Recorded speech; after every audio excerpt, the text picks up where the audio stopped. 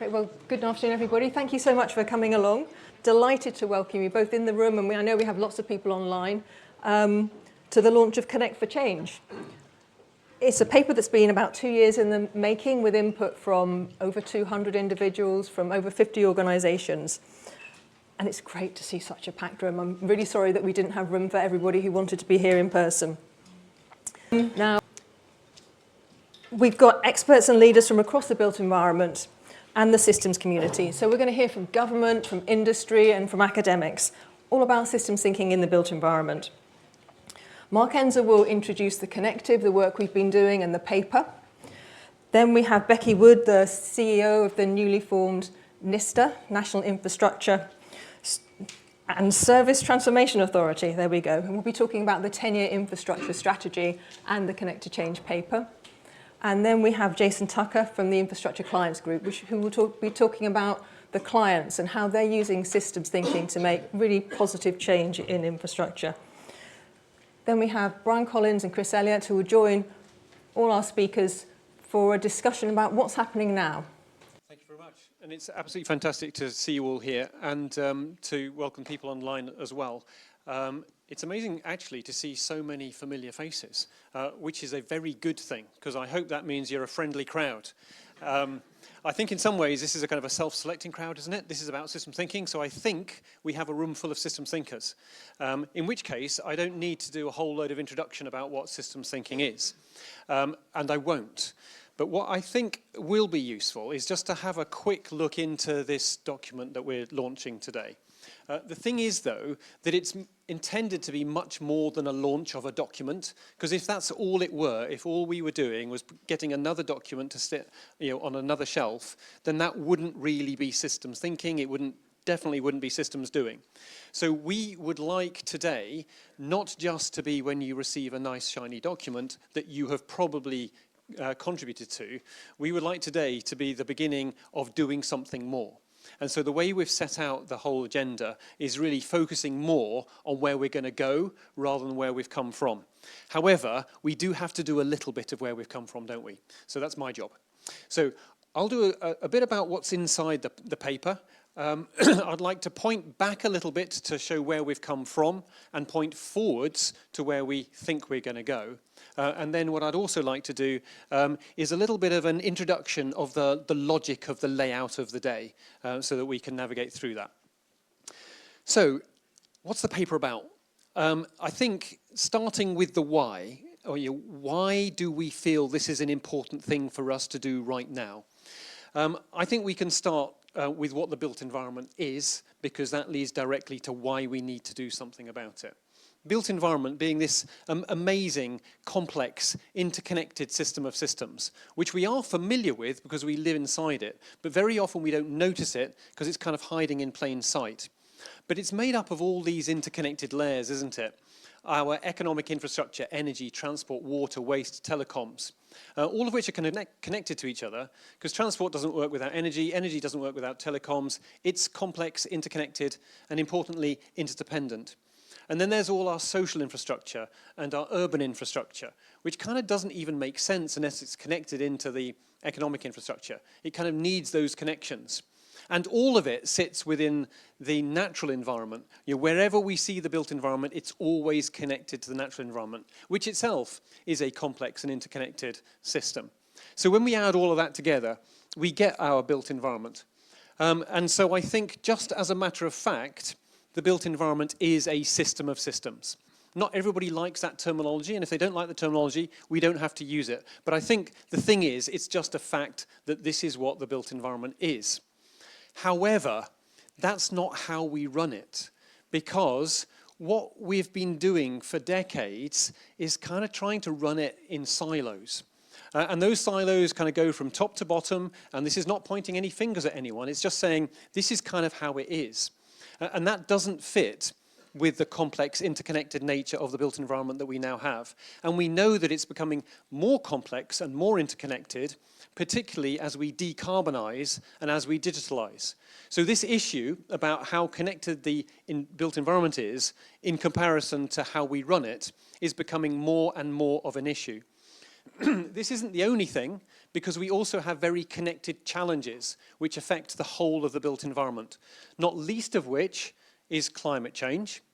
And what we obviously can see with climate change is that it affects the whole system at once. Climate change doesn't happen in silos, so we can't address it in silos. But climate change isn't the only challenge like this which is incredibly connected. There's a whole series of challenges which we face in the built environment which are connected in nature. And if we have any hope of addressing any of these things, which are seriously important, then we need connected solutions to connected challenges. And we do need to address all of these issues.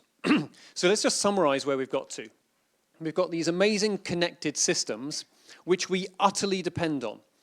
If the built environment doesn't work, then society doesn't work. So we've got connected systems. We've also got these very connected challenges. However, we're operating in siloed organizations. And even if those organizations got their act together and we were better at making the connections across the silo boundaries, we still wouldn't be able to run it properly because the data is in silos. We've got siloed information. And so I think that this really points the finger at the things which we really need to address. The connections between organizations and the connections between data. And because of the very nature of the built environment, because it is so long-lived and because we utterly depend on it, it always has to work. That means that the approach we need for the built environment must be strategic and long-term and joined up. And the thing is that this is not how it's been. For decades, this is not how we have dealt with the built environment. So it's a fantastic thing that, a couple of weeks ago, we get a 10-year infrastructure strategy. It's really good that we're now grappling with this and recognizing the need to have something that is more strategic and long-term. This is a very good start, and it's clear that we can build on this. This feels like the right time for us to be working together to do something useful around delivering what the built environment needs. And so the solution space, if we've bought all of what I've said, the solution space seems to be that we need to have more joined up thinking. So we need to advance systems thinking in the built environment. That won't be enough though, because if we just go away and we have nice systems thinking without systems doing and without changing some of the systems, then it won't work. So we also have to drive some positive systems change, because at the moment, some of the systems that we labor within kind of constrain us to doing the wrong thing. We need to change some of the systems too. And if we do that, if we're successful, then we know that what we get is an approach which leads to better outcomes using fewer resources that works in longer lasting ways. What's not to love about that? And in cash-strapped times, this makes incredibly good economic sense. So this is the solution space, and I think that's why we're here, to kind of join our efforts together, pull in the same direction towards these solutions. So what do we need to do? We need to bring the best of what our systems brethren can bring, because this is not new to humanity. System science has been going, we'll hear a bit later from Gary, for decades. But also, cybernetics, systems dynamics, it's proven in other areas. This is not new to humanity. It might be new to the built environment. But what we can do is pick up stuff that is proven elsewhere and apply it in the built environment. This is kind of what we need to do, and we need to do it in a sensible, coordinated kind of way. I think if we're going to do this, we need to have a vision, don't we? We need to know where we're trying to get to. And I guess if we're looking at big outcomes for the big thing of the built environment, then this vision is a pretty good place to look. Because what it does is it articulates that the built environment itself has a purpose. And that purpose is to enable people and nature to flourish together for generations. We don't often see it that way, because I think most often we see the built environment as a series of construction projects. This is a much bigger view that says we can get more from our built environment when we see it as a system of systems and we try to help it to achieve its purpose. And if we're going to do that, we kind of need to know how we apply systems thinking. And so what's presented in the documents, I hope you like them, nice and shiny. Take them away. But just as a very brief kind of run through, part of what we brought together through this co-creation exercise is that you've got to start with the outcomes. We've got to start with what we're trying to achieve, irrespective of which system you're looking at, whether it's a whole city or the whole country or the rail network, whichever system you choose, you always need to know what we're trying to achieve. which then means we need to understand those systems better. We know that systems are always about connections. We also know that systems sit inside other systems, so there will always be something that crosses the system boundary, some kind of influence from outside. But we need to understand this better. We need to map it and model it and visualize it so that we get our hands round the system so that we know how to get to the outcome. So yes, understanding the systems is key, which then means we can work out what are the best interventions. And clearly what we're aiming to do is to get the most bang for our buck. We're going to do those interventions, and what we want to do is get the maximum outcome for the minimum intervention. And that kind of becomes the objective here. That's not the end of the story, because we need to observe, learn, and repeat. Because it's never a once through. This keeps going forever. And so whenever we do an intervention, it will have some kind of impact on the system. Hopefully it will improve the outcome. But that's an opportunity to learn so that we can do it better the next time round. So this is a very simple framework, but it feels like it works pretty well in many different circumstances. It certainly helps us to see connections across systems rather than just looking in silos. And so I'd love to give a whole bunch of examples. Here's just one of energy and transport. Wouldn't it be great if we genuinely manage supply and demand on both sides of that? Managing energy supply by what we do in transport, managing transport by what we do in energy. There's solutions in there that don't mean building new power stations and don't mean building new roads. So we can kind of get our heads around this, and that leads to better outcomes. So how have we got here? Alexandra already said there's been loads of people involved. We've been working on this for about 2 years. There's been more than 200 people involved in co-creating where we've got to so far. But it's not the end. If we've got some kind of shared understanding, that shared understanding should evolve. We should work as a community to get a better understanding rather than just think it's written down now forever. And so we followed this kind of gobstopper model, started off with a small number of people, came up with something, shared it with a wider group, kept on building the layers with more and more people until here we are today, wanting to share it, and now with thousands. It kind of goes from the hundreds to the thousand kind of level. But we need this kind of radical collaboration in order to drive the type of systems doing that we need. So if we are going to go on from here, if I've kind of pointed backwards to how we got to where we are, how do we go forwards? And it feels like what we need to be doing is building a consensus that enables us to have a shared language, have shared models, shared approaches. That doesn't mean we don't compete anymore. You can have loads of competition, but you can have a much more effective approach if there's an element of sharing. So develop the consensus that makes sense so that we can move forwards. And I think part of that consensus is a consensus to drive positive systems change. But who's going to drive it? It needs to be communities. And as we've been through this co-creation process, we've seen communities almost coalesce in front of our eyes, almost naturally coming together. Communities which are focused around the systems experts, communities around consultants, communities around clients, and communities around academics. These communities are already existing, already wanting to be connected. And so we think that the role of the Built Environment Connective really is to help coalesce and connect. We don't want to become another silo and trying to say, we are now the place where systems thinking happens, because there's an irony in that, of having a systems thinking silo. So what we're trying to do is connect and coordinate, and people are responding really well to that. And then hopefully that will drive the change. The change comes in many different forms, but one of the things which I think will be really positive is to drive forwards the recommendations in the paper.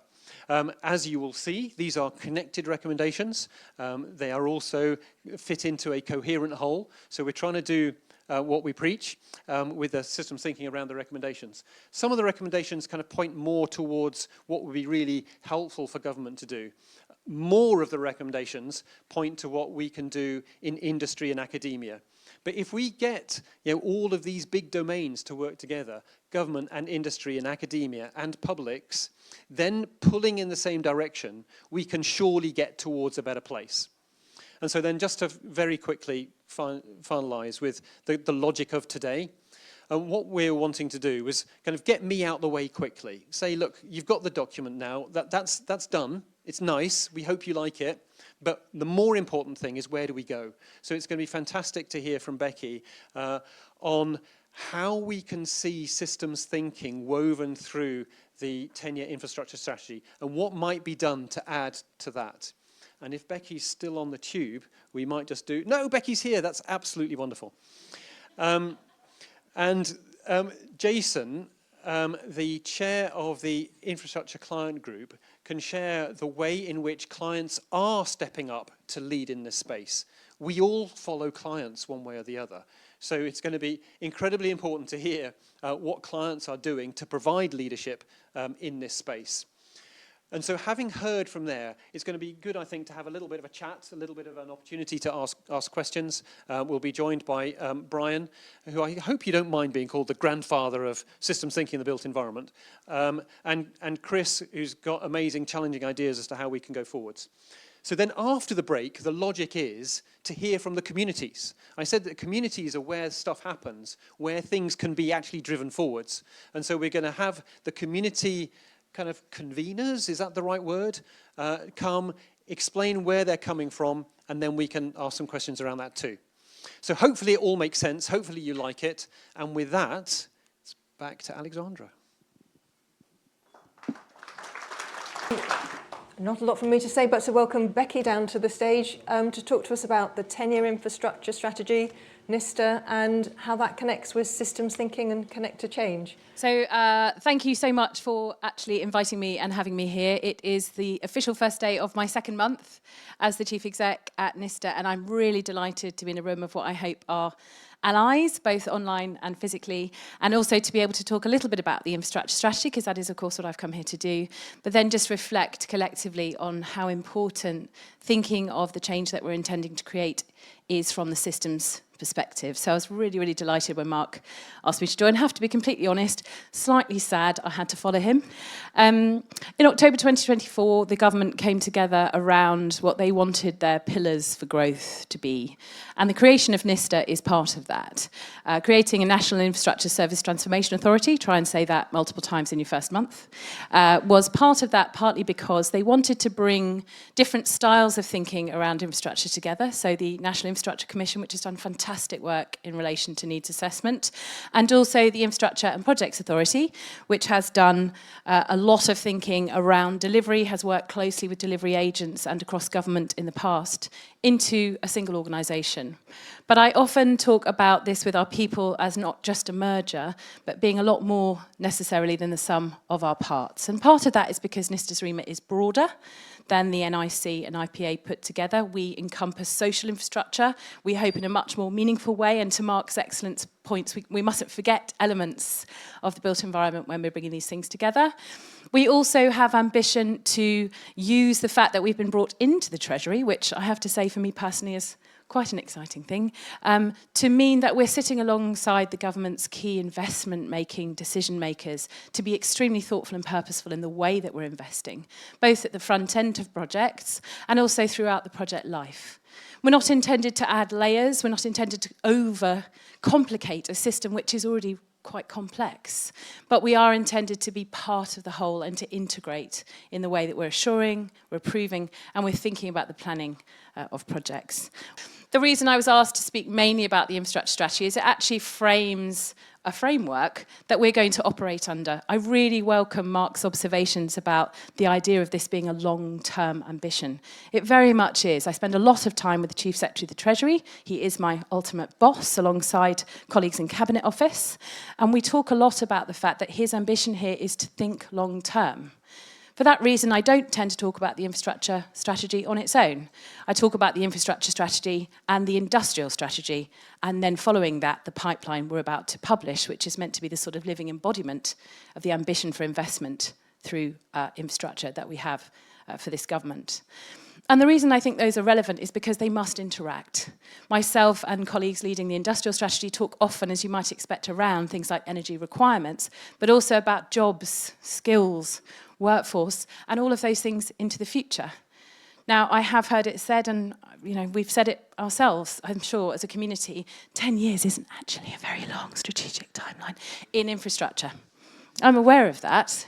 However, whilst it might not feel long enough perhaps to those of us who've worked internationally in contexts where 50 or 60 years might feel a bit more sensible, 10 years is a pretty good start from a political perspective. And I do hope and believe that it indicates a willingness to try and work across boundaries. I've worked on a number of large major projects myself in different guises in the public and private sector. And my particular reflection there is that this is intended to be commitment. And we've heard Mark talk a lot about various different words. I would say commitment is absolutely at the forefront here for us, but also collaboration. So, part of the reason I wanted to be part of the event was because we cannot achieve much as a small organisation in the centre of government if I cannot collaborate really effectively across my system, if you will, my government system, across colleagues in departments, across our supply chain. Approximately 80% of most major projects are delivered through supply chain. We know that. We've got to collaborate. And of course, under the current ambition of the government, with investors. We have an awful lot to do. We're aware there's a great need. And our economy is quite constrained. So there's a lot of collaboration and themes around that in the work that I'm intending us to do. The third point I wanted to mention while I'm in the C-space, not a C-suite, I suppose, is around the fact that we're a convener. When the Chief Secretary talks to his Cabinet colleagues, and we do attend Cabinet committees together on occasion, which I have to admit was quite an exciting thing to do in week one, we talk a lot about the need to convene the right people around decisions. Being able to convene actively and to be able to support decisions being made, I think is going to be really, really critical in terms of how we're measured for outcomes. So I did just want to mention commitment. It's genuinely there. Part of my job is, frankly, to work also across parliamentary boundaries, because we know that cross-party consensus also needs to support long-term infrastructure. There's also that collaboration. The spirit of that is within government, so you wouldn't be surprised to know I work a lot with government departments delivering infrastructure. I also work quite actively with colleagues in, say, our commercial function, because project delivery cannot happen without commercial skill. And then I also work with people like the Office for Investment and colleagues in the National Wealth Fund, trying to bring together the idea of an investable pipeline with those colleagues. And then the convening piece, well, the government's commitment is such that we have a number of different avenues for me to take these big decisions to, some of which involve the whole cabinet, which I think is actually a genuine signal that we can get people around the table to talk about this.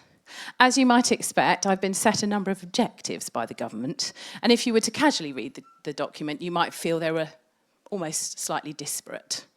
For me, that again goes to systems. I don't think there's disparity in being asked to, say, for example, assure major projects, provide delivery advice, and also to create a system in which there are approvals and controls. I don't think that's necessarily disparate from the ambition that we also support the long-term strategy. We think about the future.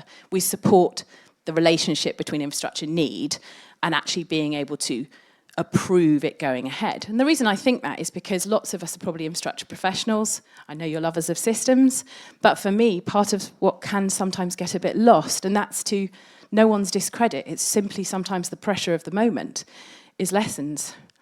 I'm very, very keen that NISTA is able to embed and reflect in this system that we're driving some of the lessons that we have learnt. Obviously, most recently, we'll have seen the James Stewart report. I have a great deal of respect for James. I think it's an excellent piece of work.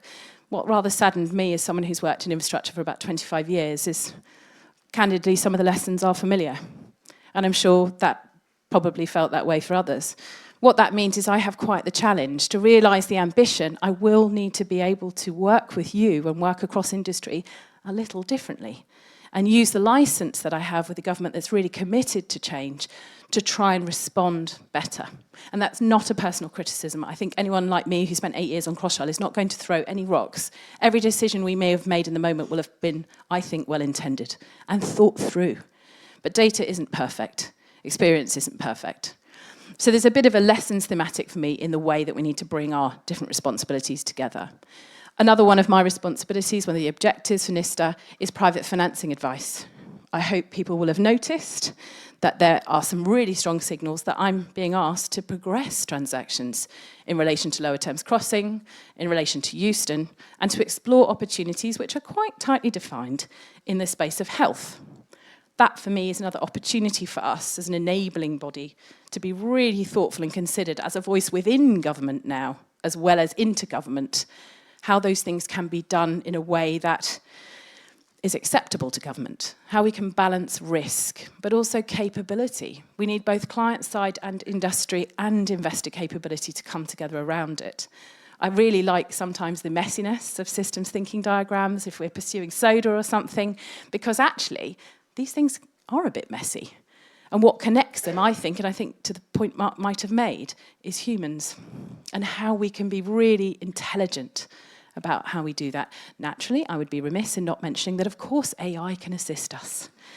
But there is a connectivity point here, I think, coming together.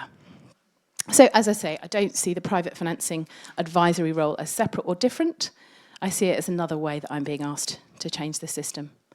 There's quite a few references in the document, and I strongly commend it, especially because my mum would shout at me, the bit about Stockport Town Centre. But there is quite a bit in there as well about the fact that we need to give oversight. Again, I would point people back to collaborating and convening, to coming across things. Of course, being a critical friend will be part of our role. It doesn't do your friend a service if you aren't able to bring together that collective knowledge, the understanding, the signals from industry or elsewhere, our experience of previous delivery, to pause quite carefully. That doesn't do anyone a service. And that's what I mean by critical friendship. I think we do need to be able to be bold. And there is an expectation that by sitting next to my investor friends within the Treasury, I have more opportunity to do that. The flip side of that is I think it needs to be done intelligently. The complexity that so many of my colleagues lead in the moment, in the delivery bodies, in industry, in delivering these vast projects, is not something I intend to underestimate or disrespect. So that's a little bit about my objectives. Being an advisor in the centre of government, talking about private financing, giving oversight to the intention of the 10-year strategy. If we think about the mechanics of that, the Chief Secretary likes to talk quite a bit about how we are now fully at the races with the investment strategy. The ambition is wide-ranging. I am going to need allies, and I'm going to need people prepared to give me great advice, even when I may not signal I particularly want it.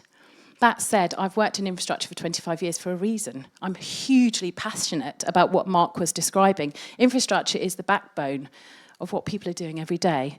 My daughter finds it very confusing. I used to work in trains, and so that was very straightforward. When you're 5 and you can see a train and that was mummy's job, it's mummy's train. Very straightforward. What am I doing today? Systems thinking sometimes eludes younger people, I find. However, we get up in the morning, we walk to the train or the tube, or perhaps we get in the car, we drive along, we experience the built environment. The house was cool or warm.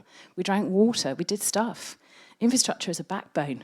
And particularly in these times, the way it enables change for communities and individuals who are less secure, more vulnerable, is really important. So I'm keen to realise the ambition, even if I recognise it's quite a big one. Now, I'm going to give you a quick tour through some excellent slides. I've touched on pillars of growth. I've talked a little bit about why NISTA was created. But I've then also talked about the infrastructure. The 725 billion is not a small amount of money. This is a huge responsibility for us to get right. It's also, perhaps quite frighteningly, not quite enough in terms of the vast array of things that we feel that we need to do.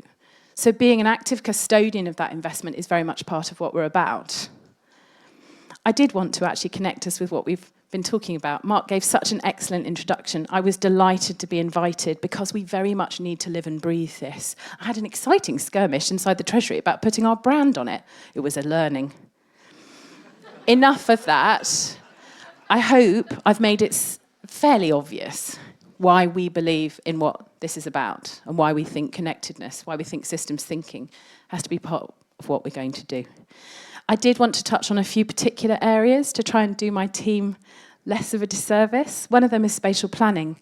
There's a whole chapter on this. Please do have a look at the strategy. We're open to feedback. I will have to refresh, not change the strategic framework every couple of years. And that's about updating, enhancing, not wobbling the stability we're trying to achieve.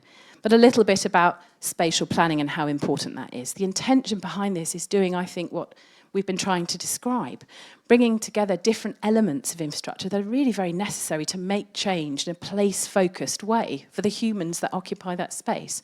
For me, if we can start to get that right, we're setting up a really strong pipeline for the future. I also have a rather beautiful systems diagram for me around what our ambitions for social infrastructure are going to be. I apologise to the people in the room because I'm going to skim over it because I've seen the time. But the idea behind this is about thinking holistically. What are we trying to do here? What are we trying to shift? I was quite amused by the fact that when the Chief Secretary introduced his 10-year infrastructure strategy to Parliament, as I'm sure we were all watching, probably online, he mentioned the fact he was trying to make maintenance sexy again. I applaud that. I applaud the fact that asset condition must not be off the radar. This isn't about simply building the new over there. It's about understanding asset condition and being committed to being thoughtful about how we respond in the right way. And sorry, team, it's a great slide, but I've run to time. There's some lovely content in here, and I'm sure we can share it, so I'm very willing to do so. But I did want to call out a few elements of this. I've talked about asset condition, thinking about the power of data. We really want to do this better, to harness that data, to inform decisions. It is going to take us a little while. I'd again be rather daft to sort of promise I can magic this up by the end of the summer, even a civil service summer. That wouldn't be wise. However, it is part of our ambition. Thinking about data, thinking about what that can tell us, bringing social infrastructure to the fore in what we're trying to do, and also thinking at portfolio level. I've talked about learning lessons. I'm also very passionate about sharing, about bringing together these cohorts of excellent people weighed down by the tactical pressures they're under to just sort of reflect back. We quite often see patterns, and bringing together that sort of pattern across the system to share it back, I hope, can be part of what we're doing. I won't talk to you about the 6 to 12, the 2 years, the long term. I might leave you with the thought that we are trying to get to a place where we're embedding system-wide improvement, and that is genuinely part of the ambition. So, to recap, and I'm looking over there in case I need to, going along, yeah. We do want to transform things. I know we've talked about transformation before. Transformation's hard. It's really hard. You've got to have consistency of effort. You've got to know what you're trying to achieve, and you've got to connect people to do it. So it will be tough, but we want to do it. We want to support the Chief Secretary and colleagues in government with our ambition to remain focused on the long term. I'm sure nobody was noticing this week. It's been a little bit of a hard one where I work. It's tough to be long-term focused. It's tough to stay fixed on the horizon, and I want to support that ambition, and I would ask that we collectively try to. Enhanced efficiency and assurance, this can come from so many spaces. Actual value-add insights, actual learning from each other, championing and supporting and spotlighting the excellent, as well as learning painful lessons. We've got to get it done. Collaboration and innovation, I have mentioned. For me, innovation cannot exist out with really effective collaboration, out with bringing multidisciplinary people together. I'm quite passionate about climate. I studied environmental science back in the day when they couldn't model it because it was too tricky. But that's why systems thinking, I think, makes so much sense to me. We need to be looking at this systemically, and I need to be bringing the right people together and being open to your feedback about who they are. Building capability and confidence. We have work to do on all sides. The government project delivery profession is technically reporting into me. That's quite alarming. It's about 18,000 people. That's a big responsibility. I want to support their capability. I want to support them as clients. But I also want us to learn together how we can do this better in a new future, in a new way of building and delivering infrastructure. And then a culture of integrity and openness. We won't necessarily get this perfectly right. We're about to publish our dynamic infrastructure pipeline. We're very proud of that work. We are trying to open our data, to have a conversation with the supply chain that's more flexible, to respond. We won't get it perfectly right. The team has done an excellent job. I'm hugely proud and impressed by it. But we need to keep course correcting. So I guess I'd probably end on a note that the intention is fantastically there. Come with us. Thank you so much, Becky. That was a masterclass in resilience and adaptive performance. I'm going to invite up Jason Tucker, please, from the Infrastructure Client Group to talk about what the clients are doing, because they are already putting systems thinking in place, and it'd be great to hear more about it. Jason. Thank you. And after After the second masterclass of presentation, it's a hard act to follow, and I really was delighted to hear some of the things that Becky was saying. I think a real positive force, and certainly as the infrastructure client group, which I have the privilege to be the chair of, as well as my day job as the Director of Commercial Operations in Anglian Water. The National Infrastructure Commission and the IPA were two organisations that the ICG has worked very closely and supported with over many years, 15 years that the ICG has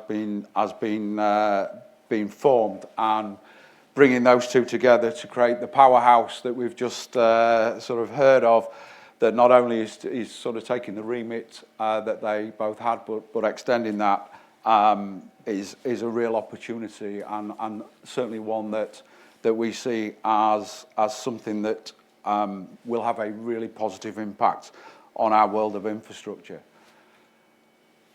The ICG, for those of you who are less familiar, we were formed as a collective and membership of initially economic infrastructure client organisations, but I'm pleased to say that we now have our first social infrastructure client in the new hospitals programme that's part of our overall membership and cohort. We were formed effectively to come together as client organisations to really start to look at how we improve initially the development of infrastructure, but more latterly around the world of infrastructure. How do we improve it? The 24 members, and we are a growing organisation with a fairly steady trickle of UK infrastructure client organisations that are looking to come and join us. We started out as a sort of homework sharing club, where we effectively were sort of providing benchmarking opportunities to look at how we drive better performance, particularly in that infrastructure delivery space. But that cohort, as well as being almost all of the public and certainly significant private infrastructure developers in the UK, we also own, operate, maintain or decommission pretty much most of the infrastructure between us all, that, as Becky sort of articulated fantastically, that we rely on every single day. And I think, again, where the development of our thinking as the infrastructure client group is a recognition of, whilst we really welcome and support and are active in the space of the development of new infrastructure, and we're really looking forward to seeing the published pipeline as a key indicator of the commitment of the development of new, and that is certainly a big part of the future answer. We also know that in 10 years' time, most of the infrastructure that we rely on exists today. And actually, how do we recognise and take an approach that helps to underpin the ambitions, one that we recognise and absolutely support, about driving economic and social growth, but also being resilient to climate change?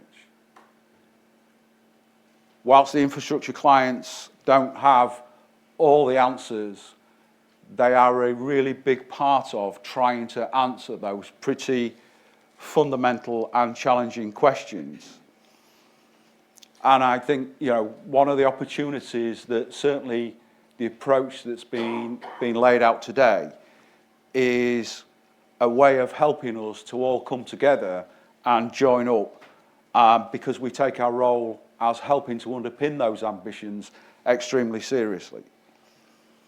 But we absolutely recognise we cannot do it on our own.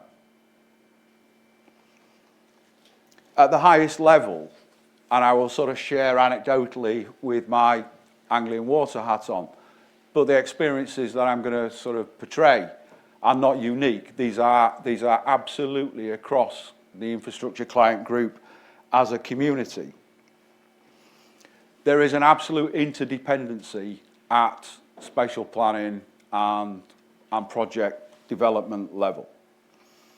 The Anglian Water region that my organisation serves, which kind of goes from the Humber to the Thames, as far east as you can get, out at Lowestoft into the North Sea, and effectively across into parts of Buckinghamshire.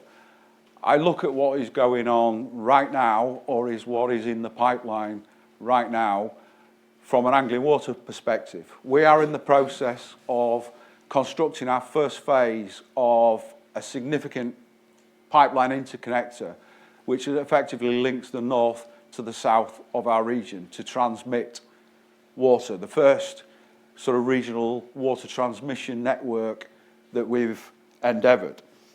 Alongside that, we've got interconnector phase 2, which starts to put branches on that starts to make east to west connectivity. We're also looking and developing new reservoirs, not one, but 2. Generations have gone since the last time we developed them, but we've got 2 of those on our planning books right now. We're also looking at desalination. We're looking at effluent reuse to meet some of the demands that are being asked upon us in the eastern region. If that was the only thing that was going on, that would be a challenge. But I look across on my western flank. I've got High Speed 2 that sort of skirts that western flank of our region. I look across into the eastern part, and I've got Sizewell C sort of kicked off and started to initiate, and I'm pleased to say is our latest member of the ICG. I've got National Grid developing really important strategic offshore, onto shore interconnectors and bringing that infrastructure down to where the energy is needed. I've got National Gas looking at transmission pipelines. I've got National Highways looking at how they improve some of that eastern network. We are all interconnected in that region. And whilst we have been going through individual planning processes, and for those that are nationally significant through development consent ordered approach, fact of the matter is lots of those clients are either statutory consultees or key stakeholders as we try and work our way through providing the infrastructure that the UK and the East of England needs. Down to the fact that we even now, we've got red line boundaries that overlap. Down to individual landowners and communities that we're all trying to dig up the same thing to put pipes or pylons in the ground. That's how it turns up when it's not properly thought about in an entire system that starts to think about how we can enable this better. And it's not just about enabling it to be more efficient and effective. Just think about those communities and those individuals as all that turns up disparately and potentially having that kind of impact. We recognise that there must be a better way of helping for this to be enabled that's more effective. And then at a ground level, at real sort of basic asset level, we've seen some incredible insights where 3 organisations that are part of the ICG, my own organisation as Anglian Water, BT Openreach and UK Power Networks, all came together to initiate and work with a climate resilience evaluator demonstration project where we were providing all our sort of asset data in a discrete sort of location where we start to overlap. And it was great to see that, the regulators in Ofwat and Ofgem sort of got involved and sort of supported what was happening. But when we did that, no surprise, the interconnectivity and the reliance upon each other's networks and assets was absolutely proven. When we tested it for things like flood resilience, when we tested it for things like impact on heat, no surprise. We are an interconnected system, whether we are regulated or whether we are owned or whether we are publicly owned or privately owned, we are an interconnected infrastructure. And recognising that to answer some of these questions about underpinning growth, but also making us more resilient to climate change, finding ways of breaking through some of those silos that was sort of laid out earlier by Mark is absolutely vital. And I think some of the answers are going to have to take a more systems-based thinking approach. Take flooding as an example. Maybe some of our historical approach that I would describe as King Canute-like, where we sort of demand that nature sort of, behaves, and that we can provide concrete and steel resilience to some of that. While some of that still is fair, actually, what we're seeing in the east of England is we're seeing the impact of climate change already. And actually, questions around how we start to introduce nature-based thinking into our system. We've been working with Microsoft for probably about 18 months now, where they have been creating digital twins, not of our asset base, not of our sort of proposed asset base, but of the natural environment in key locations where we've got environmental challenges and opportunities to work with nature in a hybrid way with our assets to actually deliver better outcomes, both for our customers in terms of efficiency, but also to the environment and biodiversity. This is real. This is happening now. It's not at scale, but I think we can start to see what the opportunities, if unlocked, could start to present. I want to take flooding, because again, whilst it is a very sort of heightened challenge in the region I serve, I recognise it's a national challenge. The Environment Agency, who is part of the Infrastructure Client Group, they can't answer flooding on their own. Water companies cannot answer flooding on their own. National Highways, with their runoffs and managing water on the network, they can't answer flooding on their own. Local authorities, internal drainage boards, agriculture, housing developers, local communities, they can't answer this individually. It will take us to join up, and not just in discussion, not just in goodwill, or not even just in partnership funding, but actually really understanding how we deal with some of these real big challenges that we're facing and unlock better outcomes, more environmentally beneficial outcomes, ones that are more efficient and effective, ones that potentially use resources and assets that we've already invested in as organisations and countries. How do we get better performance from what we've got combined with different thinking? And I think that's the real reason why, certainly as Anglian Water, but also as the Infrastructure Client Group, we are right behind this as a movement to really start to unlock the transformation in infrastructure that we've sort of talked about. In the Connect to Change recommendations, they've recommended that a built environment system review is undertaken. And we as ICG, we absolutely endorse that recommendation. In the same way that historically we've sort of been part of things like the infrastructure carbon review, the infrastructure cost review, we think it merits that kind of approach that we've done in those areas in the past, to really start to find and work with organisations such as Becky as represented at NISTA to sort of commission and enable such a report. Because I think for those of us that kind of feel where it's not connected on the ground, the frustration of actually how do we bring some of this together.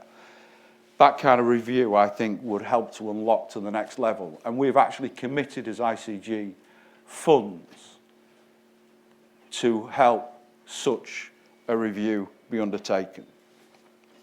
It is absolutely obvious to me, my organisation, and all the members of the ICG that being more joined up, enabling us to make much smarter decisions, can unlock real value, better outcomes, more affordable outcomes, and not only on the new infrastructure that I know that we need, but I think, importantly, unlocking greater value from the infrastructure we have already bought.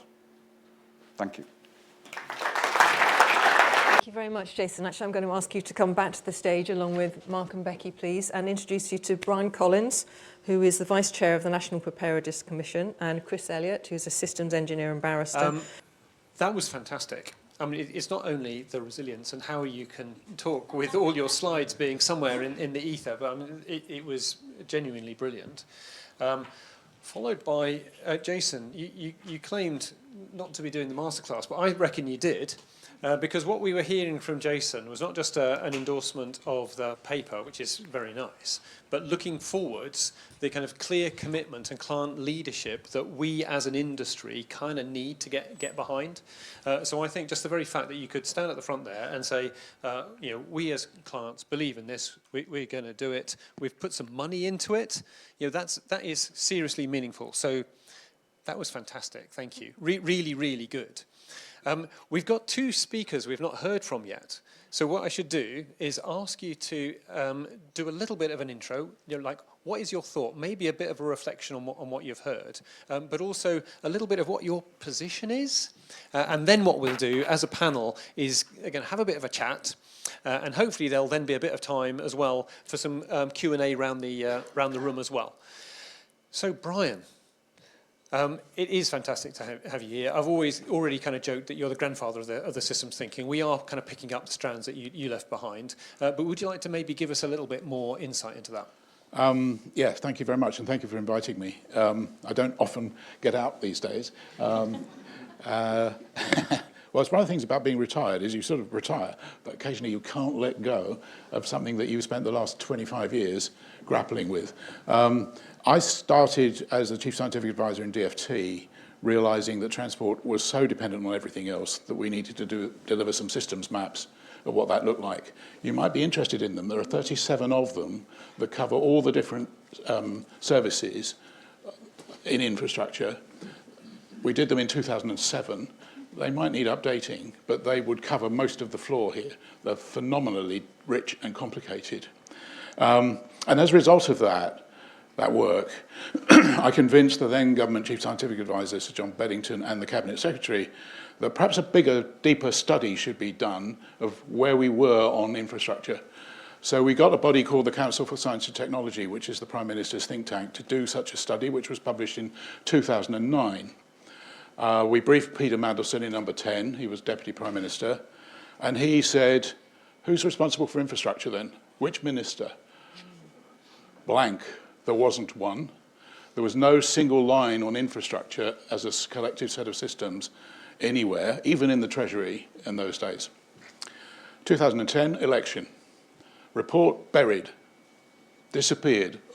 Institutional forgetfulness. And it really is institutional forgetfulness. What one party does gets slammed into the National Archive with indexing, bless the National Archive, which is so Byzantine it's almost impossible to find. But if you've authored it, which I had, I knew where it was. So I still have lots of copies. So beware elections. Elections really do traumatize processes, especially if you've got a 10-year horizon. However, because I was sort of bloody-minded about it, I managed to convince a number of the recommendations should be carried forward into the new party's activity. And I convinced Sir John Armitt and Ed Balls, who was the Shadow Chancellor at the time, that the National Infrastructure Commission, which was one of the recommendations, should be set up. And it was completely poo-pooed and rubbished by the then Tory government, or the coalition government, sorry, but obviously with a fairly big Tory majority. One of the metaphors in there, which you might like to think about using, is the body of people who are going to look after all of these systems of systems is like doing a mega jigsaw. There's lots of little bits of that jigsaw, little bits of the picture that people can go and focus on, but don't ignore how each bit is connected to every other bit of the jigsaw at your peril, because otherwise you'll not start using the wrong pieces and it won't work properly. And by the way, stay awake, because I'm going to change the picture on the lid of the box every other year, which is where the metaphor starts breaking down. 2015, all of a sudden, Tory government says National Infrastructure Commission, really good idea. And George Osborne announced it in the House. He also announced another initiative, which I had then, with a lot of colleagues, some of them in the room, created, which was an academic research community for the development of new ideas, engineering, science, process, the lot, including modelling. And we attracted 140 million out of the cabinet, out of the government, and an extra 140 million out of academia in order to de-risk the 700 billion, which you mentioned. It's gone up a bit since then, but not a lot. And that captured the attention of the Treasury. So a body called UCRIC, which still exists, which is a network of laboratories, and I noticed the word academia did not occur on any of your slides. Not a criticism, but actually there's a body of very bright, motivated people, a lot are in the room, who will help you manage the re-risking of the new technologies and new ways of thinking about things into solutions that the clients might find quite attractive. So UCRIC still exists. I also worked with Lord Willetts and Mariana Mazzucato on the development of an industrial strategy which has missions embedded right in it. So that is the other side of the coin, and here we are now. So a lot of the words I was going to use have already been uttered, but the one word which I wanted to dwell on for a second is the roles that now need to exist.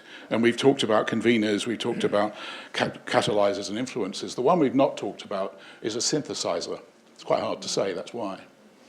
And it's the person who pulls everything together. You'll notice from your days on rail that unless you've got that person who is, his role is actually to not necessarily bang heads together, although you might have to in extremis, is to get people to work together towards the common outcome. I had the privilege of being chief scientist at GCHQ at the end of the Cold War. If you think you've got a hot job, find that one. And I discovered how unjoined up various bits of GCHQ were for very good reason. And I created a role inside GCHQ, which was to be an integrator, which was to join up the dots, make sure everything worked together, because unless it all worked together, it didn't deliver. So there's a role there which I think is really important. Then in the middle of the tens, we started to realise that unless we did something that changed the landscape of the clients. I'm just thinking, Brian, are we going back to 2010? If we come... I'm going to finish in 2 minutes. Chris. Why the National Preparedness Commission? It's about avoiding things that are emergencies turning into crises, turning into disasters. And that's what the NPC is about, and it's why I'm disappearing after this session, because we have the people who wrote the Strategic Defence Review for dinner, and I think I need to be there. Because that is the other side of the coin. How do we avoid that? And that is what I think you were alluding to too, because unless you get that act together in terms of the client need, you won't end up with solutions which are amenable to appropriate solution. Well, I think one of the fantastic things that you've done there, Brian, is show us how we are definitely not starting from scratch. Absolutely not. There's all these really good beginnings which we can trace back, and clearly you've had your fingers on lots of them. And what I'm kind of thinking is, it's fantastic that we're able to pick those up now and hopefully bring the strands together. I mean, is it okay if I jump on to introduce Chris? Can I say one other thing? Your job. Challenge anyone who comes up with a management structure that looks like reinforcing a silo. Yeah. Very wise. Throw them out. Not physically. Metaphorically. So thank you very much. I mean, fantastic to know kind of where we've come from. Happy to help. Chris, to introduce you and to introduce your perspective, where would you go? What would you put your finger on? Thank you. I was going to take just a couple of minutes to try and ground what we've been hearing about, abstract ideas, ground it in something that's an actual programme. And I'm going to talk about the Oxford-Cambridge Growth Corridor. Now, this document tells you how to do it. It's very simple. 3 steps. First of all, decide what you're trying to achieve. What is the outcome you're aiming at? After that, what are the pieces, if you want to call them systems? I thought that word's been a bit overused today. So the pieces that have to come together to deliver what you're looking at. And only then do you say, what new pieces do I need? What pieces do I need to modify? How do I intervene? So that sequence, if you want to put it in much simpler terms, the fashionable phrase is spades in the ground. Well, before you put the spades in the ground, why are we digging and where should we dig? Now, that is such a novel idea. It's so radical and impossible to understand that we were asked to apply it to the Oxford-Cambridge Growth Corridor to illustrate what we mean, because it's too difficult for the people to do these things. So we started, and our first question was, well, what's the outcome? Well, I think I've read all of the publications and press statements about it, and you can't find it. So we've actually had to create one. Now, we've got a draft, which we're going to test drive with a workshop of interested parties. But I'll just read you the draft that we've come up with. A world-class, sustainable region in which innovative businesses will create growth for the UK economy and in which the people who work in them will wish to live. So when you've got that, you then go through, we've got a statement, we've got a touchstone, again, which to measure any action. If you go through and fill it out of that, I think the key words are 7, world-class, sustainable, region, innovative, growth, people, and wish to live. So once you get those, there's 7 capital R requirements in the system engineering sense. Those are the requirements of the solution. And then you can deconstruct each one. So let me take people. So you take that word people. Our working state deconstruction is, it's everyone for a thriving community. So that's not just the AI entrepreneurs who are running away from the American endarkenment. It's actually a wide community. It's all the people you need, the school teachers, the bus drivers, the builders, the bricklayers, all the people you need. And you can then write a specification with a capital S in the system engineering sense. You can put a number on them. How many bricklayers are we going to need?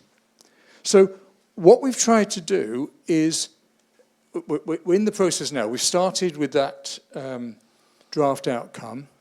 We're diving into mapping now what the pieces are that have got to come together and interact to deliver that outcome.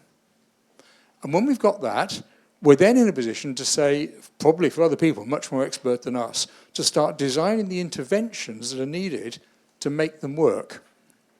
Now, actually, a lot of that work's been done already. There are many, many documents setting out the housing, the transport, and so on. They're the answers.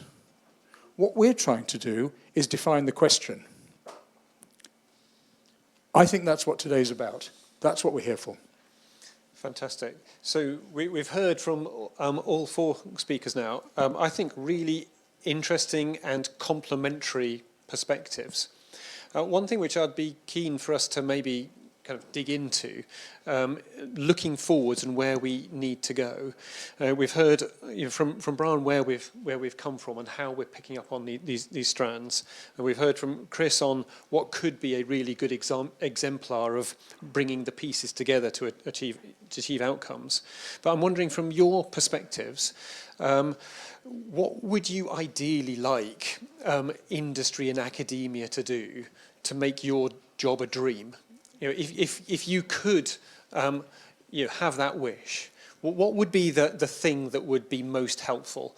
And while you're giving it 2 moments of thought, I think the thing that we're trying to do with a connective is to connect and to be helpful and to move towards these better outcomes. So what would help you in your positions of leadership that would make your job just a bit easier? And Becky, do you want to go first? Whoever. It's the same question to both. Can I borrow a mic? Sorry. It is an excellent question, and there's much to do, which I fear is rapidly becoming a catchphrase. I do think I really welcome the idea of being reminded, because no one is wildly intelligent enough to have recalled all of the things that we could have learnt from elsewhere, and to bring fresh perspectives. So I would love to see the maps. Actually, I'm a geographer, so. Okay.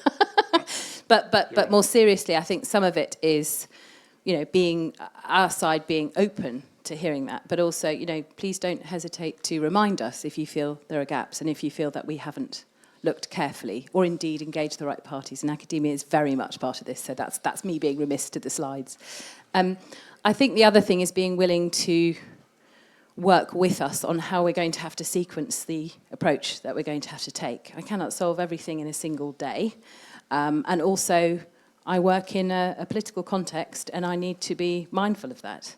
And so there will be some moments where I wish to accelerate something which actually feels somewhat out of sequence, and being open to having a conversation. And I will take the honest feedback, but possibly also identifying ways we might work together effectively to do it. I think probably the third thing for me is recognising that government cannot actually fix much entirely independently. I can't think of anything in the moment. I'm sure there are many secret things.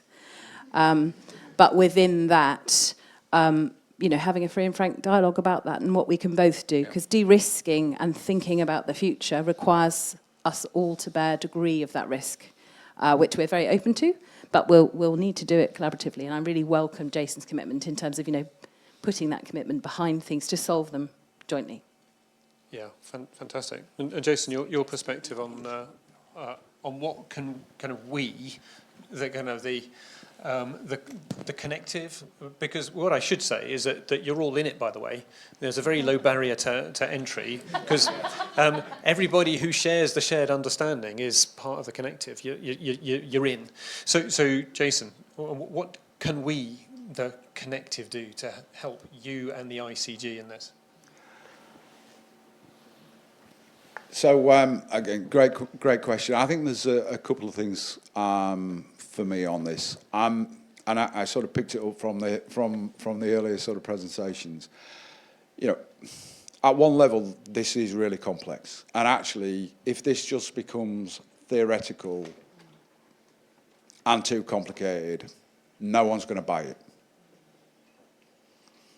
Now, there are far more learned people than I and this establishment that we're in. I guess, for me, is how do you make this simple and understandable to start to unlock value quickly?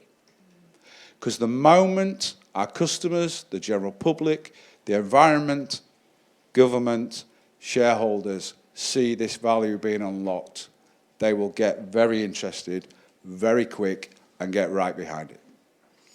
So help us. Help us to turn the complicated into simple, yeah? I think the other thing that I would say is, and back to my sort of key point, that in 10 years' time, and depending on which organisation and which kind of part of the infrastructure sort of sector you're in, my suggestion would be 90% of the existing infrastructure today is what we're going to be relying on, and only 10% will be new over that duration. How do you help us to make the case that better maintenance, better asset health, better understanding about interconnectivity and mutual resilience opportunities to drive the performance on the 90% that are going to be there in 10 years' time anyway? And I think help to sort of hone in on that and make maintenance sexy. I'm definitely, and all our members who are asset owners are definitely up for that. Fantastic. I can hear the energy in the room increasing as you say that. It's like, we can do this. We can do what you have just asked for. And I can definitely see Brian and Chris getting excited about it. So do you want to respond to what you've just heard? Maintenance is, as you rightly say, probably the least sexy subject for anyone to invest in. It doesn't have blue ribbons wrapped around it for politicians to attract. And that's part of the problem, that the new and spangly political dynamite has to be tempered with if we want to live in a civilized society, all of these infrastructure systems have got to work damn nearly perfectly, damn nearly all the time. Otherwise, we don't have a civilized society. And because we've optimized everything very tightly indeed, failure on any of them causes relatively quickly quite catastrophic failure. I mean, because it's just about to go into a legal dispute, Heathrow is the one that's probably in a lot of people's mind. Water in one little component, how many flights went down? I mean, what I would say, though, is a metaphor that I've been teasing out and I want to try on you, which is the concept of rehearsal. When we build stuff, we tend to try and build it right first time, and that's it. Now, if you go and look at the performing arts, and my wife is an ex-ballet dancer, you know that you go through a hell of a lot of rehearsal in order to get the performance right. If you look at the Apollo program, you find, if you track it back to Kennedy's announcement, the 9 years afterwards, less than 9, 7 years afterwards, there were a raft of programs that NASA put in place that rehearsed various elements which were critical. They didn't know how to get a thing into orbit. They didn't know how to do docking. They didn't know how to build a Saturn rocket that delivered the payload. They didn't know a lot of what actually they didn't know they had to do when they actually got there. A lot of rehearsal went on in systems thinking on subcomponents. It doesn't quite apply to your maintenance argument, but it could do, because what they delivered out of those rehearsal programs was data that allowed them to then make sure that what they then built worked. And it was way ahead of its time. It's very well written up. And there's a huge amount of learning from that. If you get away from the systems engineering, which was pretty transformative in its own right, the concept of how they went about doing it was really advanced for its age. And I don't think the civil built environment has actually captured any of that. Defence and aerospace has bits of IT, bits of the ICT industry, mobile telephony, civil aviation, air traffic control, gripped all of that. That's all in there now, but it isn't in the built environment. I think there's some lessons to bring in of how you go about rehearsing what you want to do before you actually do it, so that you can know better how to do it. And actually, there is a huge community called Daphne in the academic community, which was part of the UCRIC program when we launched it in 2015, which does exactly that, including environmental stuff. So we do have the tools already there. We just need the will and the focus, and dare I say, some money to do it. Chris, I'll come to you in just a moment, but one thing I just want to jump on what you're saying there, Brian, because I think it's an important distinction for us to make, because it is clear that we need to improve delivery of new assets. There's no question about that. We all know that. We need to improve performance. That is for absolute sure. We also know that systems thinking will help in delivery. And systems engineering, super useful in delivery. But I think that what we can also be talking about is the value of the systems thinking to the stuff that we've already got, as yes. Jason was talking about, because we've got most of what we need already. And so I think what you're saying about the rehearsal, super important for delivering better. But I think for the stuff that we've already got, one of the things it feels like we need to do is know what we've got, and know how it's working, and know how it either supports other bits of infrastructure or doesn't. It's like having that understanding of what we're dealing with, because then we can get more from it. So I don't think that these are clashing points. I think they're complementary points where we really need to bring the systems thinking to the delivery of new stuff, but very much as well bring it to how we get more from what we've got. Yeah. So Chris. Thank you. First of all, thank you, Brian. I learnt my trade in the 1970s. I started working for an ex-NASA system engineer. So I'm very much supportive of that view. Becky, you talked about a pipeline of projects. And Jason, you talked about 2 or 3 projects within Anglia and your wider members. Projects. Yeah. Is it possible, retrospectively, to fit them into the framework I talked about just now, where you actually start off by saying the purpose of this project is to deliver that outcome? Now, that's not just a paper exercise, because if we come back to this whole point about maintenance, or indeed resilience, I mean, a lovely example on resilience, by the way, after the Spanish electricity grid went down, I read an analysis that pointed out that the Chinese grid is deliberately over-engineered. It has excess capacity to make it more robust. Now, if you've got to look at the projects in your pipeline, the projects your company's doing, and ask your question, am I prepared to spend an extra 10% for another reason? Yeah. Then it's very hard to answer that question without the bigger picture of saying this reservoir, this bridge, wherever it is part of this bigger picture. And if this bridge goes down, if one of the, I mean, as an engineering triumph at Heathrow, that you set yourself up with 3 points of supply, brilliant, so you've got redundancy, but you make it so that all three of them have to work at the same time, so you've actually reduced your resilience. Yeah, right. Inspired. Now, if you actually had a clear picture, I think I call it a touchstone, that said, this is why we're doing these things, you've then got a way to argue with your finance controller that says, I need to pad the budget a bit. Beware the project that becomes a silo. Yeah, or find a better way of getting to the same outcome. Yes. So, It might just be worth flagging a couple of things I rudely skipped in the fantastic content I should have presented better. I think that's absolutely right. I think there might be something in the two remarks which comes together in my mind, so just to test it really with the panel, if that's all right, Mark, around the fact that, A, we do need better data, but also we can digitise it. Yeah. You know, and I'm a very passionate fan of, you know, trialling and retrialling because we can do that virtually. Yes. With a number of different forms of infrastructure. And it's served us very well internationally across lots of different... Aerospace does it all the time. Exactly right. And copying homework is something I'm a massive fan of. Of course. If it rather serves us as an industry. Of course. You know, especially from academia. I think separate from that, absolutely, yes, we should be able to look at our portfolio. And I did mention portfolio, but I don't think I did the right service. Around that space of both, A, what is the purpose of this set of assets we are driving collectively? You know, I can talk about missions, and I mustn't not, because absolutely everything we're doing at the moment needs to be thought about from the perspective of, am I driving the government's missions? The flip side of that is, with enhanced understanding and insights from our data, we can actually, I think, cut our portfolio differently to understand different things about its characteristics. And that's something we want to evolve and get better at, because I think you're spot on. We need to understand both the interconnectedness and the interdependency, but also how if you pull sort of one mole out of the whack-a-mole, you actually haven't got a game.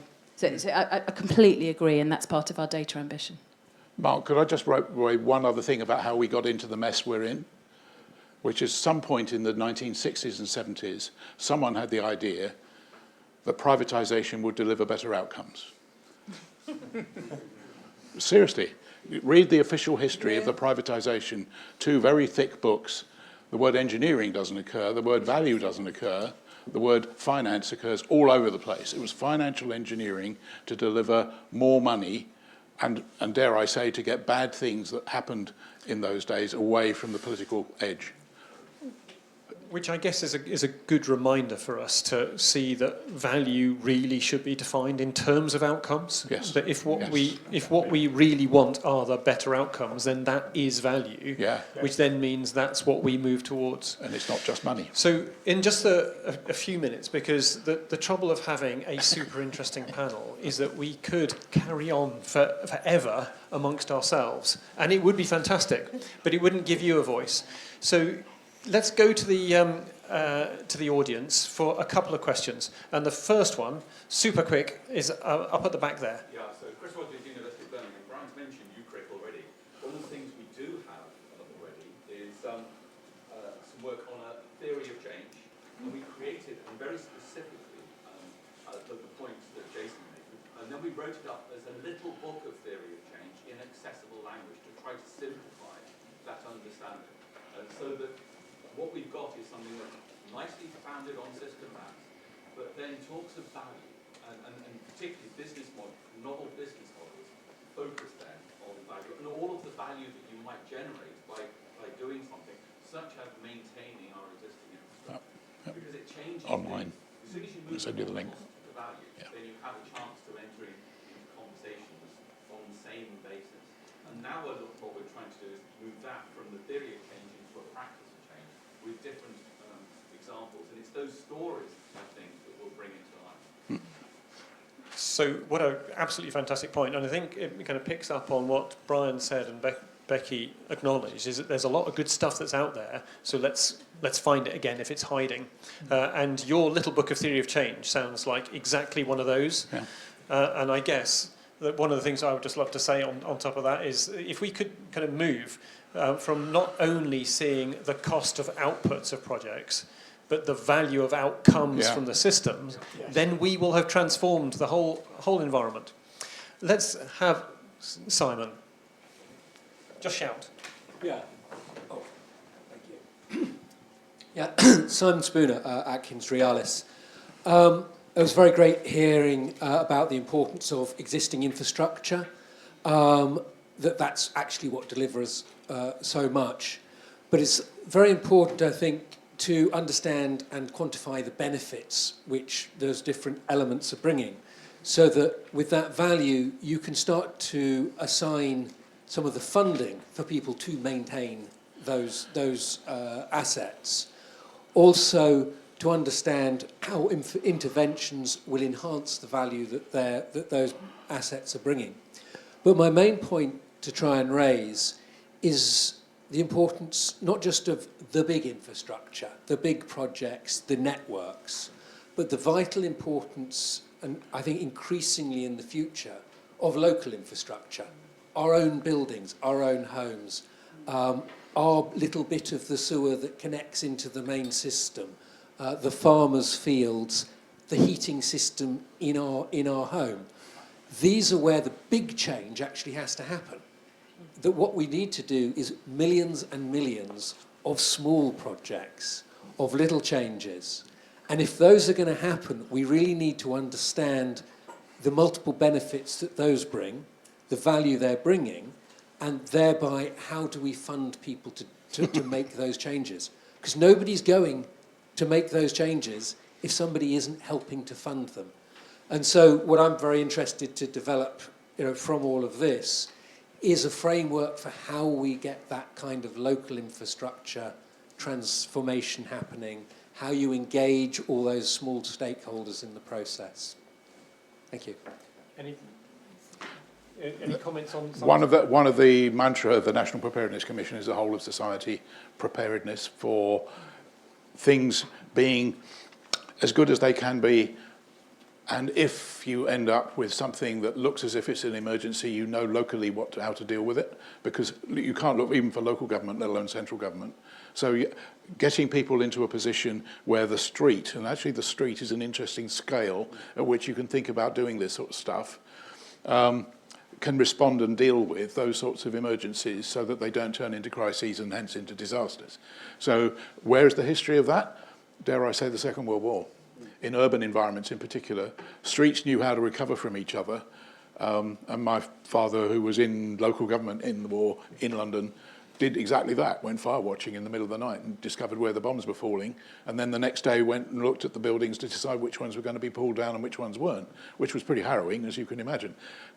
So I think there is something to be learned from what happened when we had an emergency, which was a crisis which could have gone into a disaster, to make sure it didn't go that way. But inventing that culturally right now is pretty tricky. And that's what the NPC is attempting to do with a number of bodies, charity bodies, local governments, housing associations, all sorts of people. Read our website and you'll find a number of white papers on there. It's work in progress. It's really tough stuff. But that's exactly where we're trying to move things to. I think with an impending tea break and not wanting to turn crisis into disaster, what we should probably do, just have one more question. What is very clear is that there's way more comments and questions around the room. So what we should do is use the break to mob the panel and ask you questions. Sorry, got to go. No, but before we go to break, just one, I'm hoping that it's reasonably quick and a reasonably quick answer. Hi there, panel. Rob Solly from Co-Symmetry. I really like the idea of focusing on benefits and on requirements and outcomes. I think just a reminder that many of the programs you talked about have multiple benefits, multiple outcomes, and optimizing against those is going to be a many-to-many optimization. So we need to be careful not to get sort of suckered into thinking that we can make our program a lot simpler by just focusing on the one thing it's going to change. It is competing with multiple things to achieve multiple outcomes, and that is a really challenging problem for us mathematically as analysts to solve, I would say. Can I have one or two sentences before the tea break. And then should we give the last word to Becky? Yeah, and just then one. we go? Just one. You raise a very important point, but it is actually, I won't say it's hard, it is impossible, theoretically impossible, to simultaneously serve two masters. I wish this train to be faster and cheaper.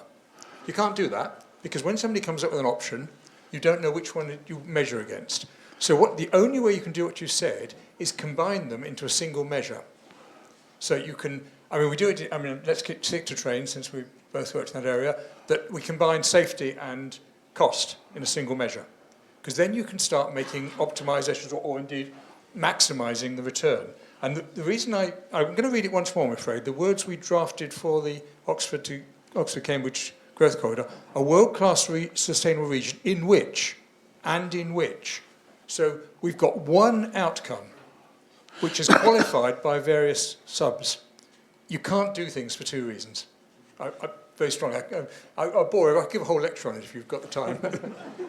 Maybe another day. We should clearly make time. I was thinking about whether it's the last word or whether it's many words. Observation from me would be absolutely metrics and being incredibly linked in our thinking about those metrics to that strategic outcome, that purpose. I'm terribly sorry, Chris. The touchstone, I think, is so critical. For someone like me as well, it's about having conversations with analytical colleagues and understanding how we can put quantification against some of the wider benefits which we know are hugely important. How can I drive this back to observing that productivity is vastly improved by different ways of working, which people might not be automatically associating with the word productivity. They might be thinking that's in a sustainability basket or something else. So being willing to challenge the status quo, but also being open to learning from others and doing so, I suppose, would be how I would set the opportunity out and ask for help. Which is a wonderful way, actually, to end this session. So I'd like to thank our panel. It is very clear that the panel session could go on for a lot longer. And as Becky said, maybe we should make more time to make that happen and we can hear Chris's lecture. But in the meantime, let's thank the panel. Thank you. Thank you, everyone. I hope you've all had a good break and found some time to have a chat to new people or connect with old people. It was a really good first half, and I think it's fair to say that we've seen and heard a lot to say that momentum exists. There is growing consensus that now is the time for positive systems change. So in the second half, we're going to cover what happens next. And I think it'd be rather ironic if we were to say it would be a top-down change program, and that's where we lead to now to lead all this change. But what we need is connecting communities of action with a consensus to drive change. And that's really the key for this second half. We have been needing to foster connections between existing initiatives and existing communities, as well as coalescing new communities across government, academia, industry, and importantly, civil society.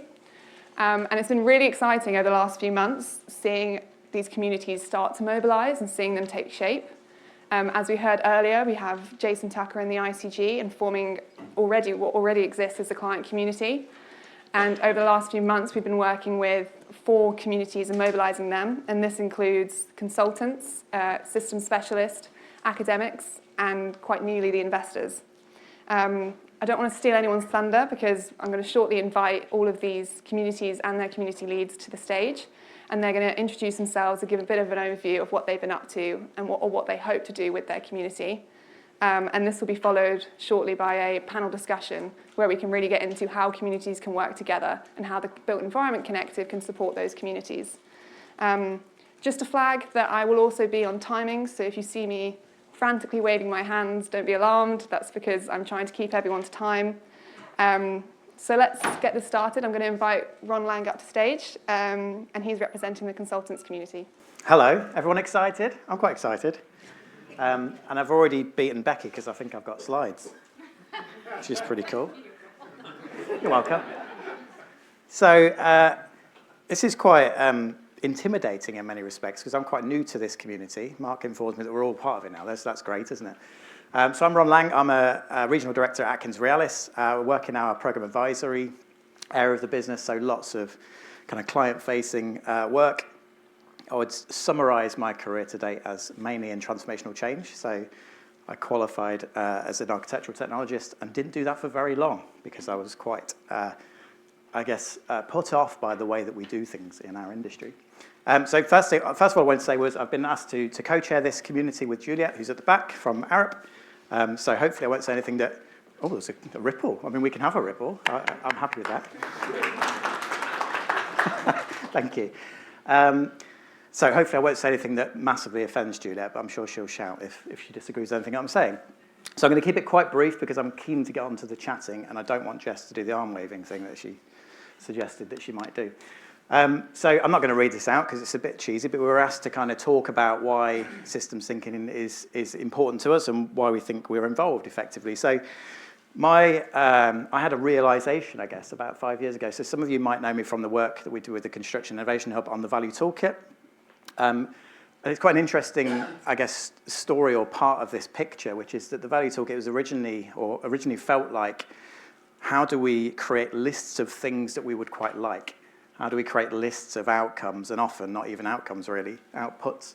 And what we tried to do through that project was to try and get people to think exactly about the things we talked about, interventions, systems, and outcomes, and how you actually realize, and we came across this a little bit earlier, that all these outcomes are connected. You can't have everything. I completely agree. And we had some really interesting conversations with lots of clients from across the sector, where when you get them in a room and you say, what is it you're trying to drive, you get obviously 20 different answers in terms of outcomes. And when you then say, can you prioritize those outcomes, their brains start to explode a little bit. So we started along that journey with that work, and that's when I kind of became quite passionate about what we're trying to do. So what I was going to try and do today, very, very quickly, in terms of what the consultant community is about, or is going to be about, we're very early into our journey, as Juliet and I were talking about in the break, is to use the kind of what, why, and how framework just to give an indication, I guess, of what I hope to get out of it, and hopefully Juliet shares that too. So in terms of animation, worked and everything, I'm so pleased. I've jinxed it, haven't I? Yeah, absolutely. So in terms of what we're trying to achieve, I've kept this really, really simple. So how do we advance awareness and adoptions of systems thinking principles and practices across the built environment consultancy community? So I guess defining consultancy is quite difficult. So almost the easier way is to go to the why. So why do we need this community? My view is that consultants are central to client decision making. We are there for lots of different decisions at different levels at different time. But we are, whether people want to accept it or not, we are quite critical to helping clients to drive more informed, more outcome-based decisions. So unless we kind of all get our heads around this and start to put it into the everyday decisions that we help clients to make, then actually we can't move very far forward. So we may not be experts. Some in the group definitely are. I'm definitely not an expert. But that is what I see as the why we're trying to do this. And then if we think about the how we're going to do it, I'm pleased to say our first sort of endeavor as a group was to try and come up with an MOU, a Memorandum of Understanding, easy to say before drink, which was really, okay, what are we going to share? What are we not going to share? That was quite an interesting conversation among consultants, as you can imagine. What are we going to do together? So there's a few things here. So of course, and this all sounds very consultancy, so sorry, but we're talking about, thought leadership, obviously, frameworks, ways to understand things, shared language, so that we're actually talking about the same thing. I was at an event yesterday about industrialized construction where, despite all of my efforts over quite a period of time, every consultant that stood up used a different set of language. Really quite frustrating and causes quite a lot of confusion. So if we can get to a point where we're all talking about the same thing in the same kind of way, then I think we'll make quite a lot of progress straight away. We obviously need to engage externally. So talk about, I have got academia in there, unlike Becky. So again, that's 2-0. Obviously policymakers, institutions, etc. But we have to do that kind of external piece as well. But the bit I'm really excited about, I guess, from my position is we get to engage with the other communities. So the community is a group of experts. We can learn from that as consultants and maybe give them some idea of the kind of training and skills that we need as consultants to translate quite complicated things sometimes into ways we can actually talk to clients about. So that's a really exciting bit. We're quite keen to pilot. So we'd heard about I keep nearly saying the Oxcam arc, and that's not the right word, is it? The growth corridor. Good example of where we can use this consultancy community to try some of this stuff collaboratively to give some examples of how it might work. So rather than us all going off in our own directions and doing this in different ways, actually we can learn together about how to do some of this stuff. That's not to say the people in our consultants community aren't already doing this, because they definitely are. But there's certainly, I guess, a range of ability in that group, and the idea is to learn from each other. So I wanted to give an indication of the sort of things that I would like to do, and it picks up on something we talked about earlier. I'm not going to tell tales out of school, but consultants tend to have a reputation for making things quite complicated. I mean, I've never heard of that, of course. I think the risk here, and I've had quite a lot of conversations, certainly in the last few months of what you've been trying to do with getting this together, this event together and the report out, we've got a risk here that we make it so complicated everybody turns off immediately. I know Sarah and I've had some of that experience. So I think one of the most important things we can do quite quickly as a group of consultants is to try and think about something. There are obviously very varying views of the BIM framework that we had, maturity framework, but it helped to break something down into more manageable steps. So when we talk to clients, let's not talk to them about all the things they're doing terribly and how they get to this fantastically complicated future state of decision making. What are the kind of steps we can take them on along the way? And I think as a group of consultants, if we can nail that, then we've got a bit of a better chance at making this the mainstream way that we do things. So personally, I would like to think about how we might do something like this. I have put the caveat at the bottom because there's probably at least 1, if not 10 people saying, we've already got one of those. If you have something that we could use, build on, adapt, then please do come and talk to either Juliet or myself, because I think it's a really useful thing for us to get around. Let's not reinvent the wheel, as we're quite often capable of doing. And this is my final thought. You're not going to wave already, are you? I'm going to say that's as quick as I can go. And I don't want the shouting. That was terrifying, wasn't it? Let's not do that. This is a kind of personal view of mine that I've talked to quite a lot of people about over the last few years. We are all trained, or the vast majority of us, as construction professionals. So that's certainly my background, and most of the people that work with me in Atkins Realis would consider themselves as construction professionals. How do we build a much broader community of built environment professionals? And I see it all the time, day to day, in my organisation and in others.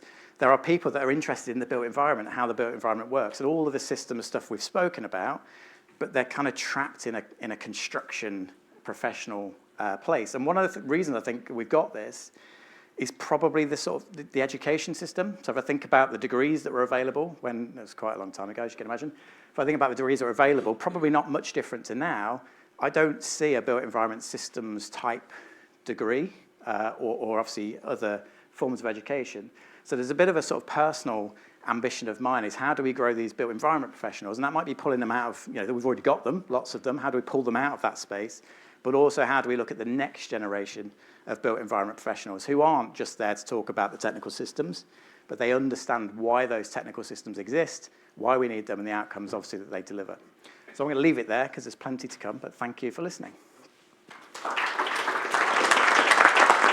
Next, I'd like to invite Gary Smith from the International Society of System Sciences. As Mark mentioned, they've been doing this for decades, so it'd be really interesting to hear from you. Hello, everybody. Yeah, so I had quite a few things I was going to say, and now I'm not going to say them because a lot of them have already been said. So I'm going to change tack a bit. How about that for systems thinking? Yeah. I'm Gary Smith. I'm the president for the International Society for System Sciences. But my day job, I'm lead architect for engineering processes at Airbus Defence and Space. So that covers, satellites, space technologies, military aircraft, and also things like cybersecurity and border security.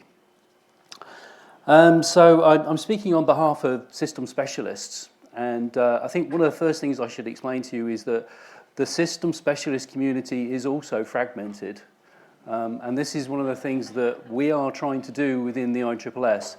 We don't see ourselves as the owners of system science or systems practice or systems thinking, but what we're trying to do is we're trying to get all of our system organisations to come together as a greater whole, because there's so much we need to do and there's so much we have to offer.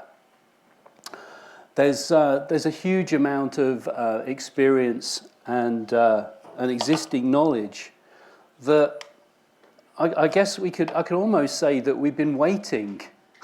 We've been working on this for the last 60, 70 years, from the founders like Bertalanffy and Balding and Rosen and a whole host of brilliant people. you know, I think that now really is the time. This demand, this rising interest in systems thinking is a reaction to what's going on in our world at the moment. You know, the world is beyond our level of control anymore. Our existing ways of thinking are not fit for purpose anymore. You know, the siloed approaches, the dealing with issues one by one. It's not like that anymore. The world is much more complex. And I guess the other point I'd like to make is that nature is complex, but nature is also simple. It's actually people that make things complicated, yeah? And when we're looking at our built environment and the systems of systems that we need to put in place, the systems of systems are not actually the problem. It's our organisation. It's our organisations that are the problem. It's the system of system environment that we need to put in place to support our living system of systems environment, which is necessary. And I'm delighted to hear what Becky and has been asked to do. So it's been said already. The built environment is the place where we all live. It's where systems come together. You know, it's where nature and us need to come together in harmony. Yeah, and as I've mentioned, you know, the siloed thinking that has got us to where we are has been brilliant, you know, in terms of creating all of these technologies and cultures and things. But it's time for us to go beyond that and to get to what I would call the next level of consciousness, yeah? That appreciation of the whole, which we've been sadly lacking for the last 50 years or so. You know, if we look at indigenous cultures, they have all of these answers already. We need to be listening to them. Yeah. The other thing I'd like to highlight is the importance of systems leadership. Yeah, taking that leadership approach. Yeah, what I see every day in my day at work is the need for improved systems leadership. And I'd like to give a call out to the universities that are endorsing the systems thinking apprenticeship framework that was launched a couple of years ago with the support of the SIO organisation. We have our conference next week, the ISSS conference. It's hosted at the Birmingham Leadership Institute. And if you want to attend online, we can still take online registrations. If you want to learn more about system science and how we're trying to join systems thinking and those systems foundations together. And that's what I'm going to talk about next. Yeah, so system science is a new science which is emerging. You know, we've got chemistry and physics. You know, those sciences, they took hundreds of years to form, yeah. System science is relatively new, but we're on that cusp of translation, taking all of the diverse thoughts and knowledge about systems thinking, which is itself fragmented. You know, there are at least 20 different frameworks on systems thinking. Which framework do you teach? Many of them see themselves as in competition with other frameworks, but actually they're all complementary and they need to be brought together as a greater whole. And when you look to the scientific foundations, the fundamental knowledge of understanding systemness, looking at those patterns which are transversal across all of these different systems, because systems are literally everywhere and everything in the universe. Everything is an organised whole, a system, but everything in the universe is also a part of something greater, and that concept is holarchy, yeah? And it's something that we have to embrace. Yeah, fit, form and function from an engineering perspective. Yeah, so there's decades of research and knowledge and practice, and it's all incredibly useful. But the challenge is, and I heard from my colleague earlier about the consultants, how do you take this huge resource, which is just mind-boggling to get your head around, how do you then communicate that in a way where you can serve someone who's in desperate need of it, yeah, without completely overwhelming them? You know, think of, you know, a starving person in the desert. You don't give them a 3-course meal. You give them, you know, water and, you know, maybe a thin soup to start off with. That's kind of the situation we're in. We need to not just think in systems, we need to apply systems intelligence. And that's where systemic leadership, I think, really comes in.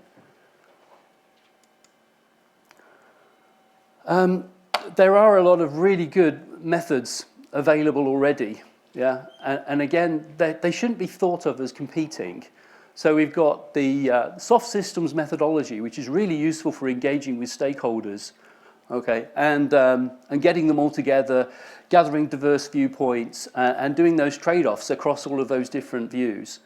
You've got the viable system model, which is basically a scaffold for looking at governance across various different levels to ensure that all of those levels are viable and working in coherence.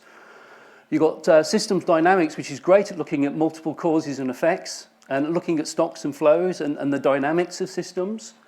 And we've got critical systems heuristics, and there's a really useful method in there called boundary critique, which is where you consider the boundaries that you're drawing around your systems and who you're excluding and who you need to keep in that mix. We're also working on something called the generic human activity system, which is itself a system based on system science, and it's a way of looking at the patterns of how we engage with systems. And that could be the basis for joining up our systems thinking and systems acting with our understanding of systemness.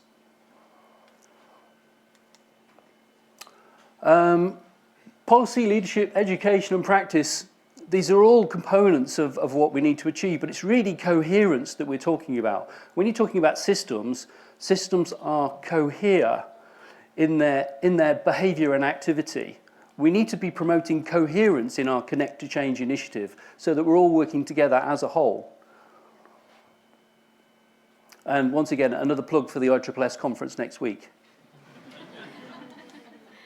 Now, we often think of the built environment as a static thing, yeah, that has to be managed. But I'd propose another way of thinking about this. Think about it as a living, learning system in which we all play a part. Yeah? Systems that sense, reflect, and regenerate. So, ultimately what I'm saying is engineering is important. We can apply our engineering techniques to this topic, but we need to cultivate a system that lives and learns. Yeah? And this, I think, is where we need to be going to in our future.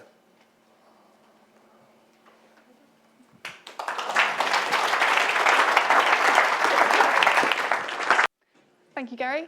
I'd like to invite Jez Rosenberg, who's representing the University of Bristol and the academic community.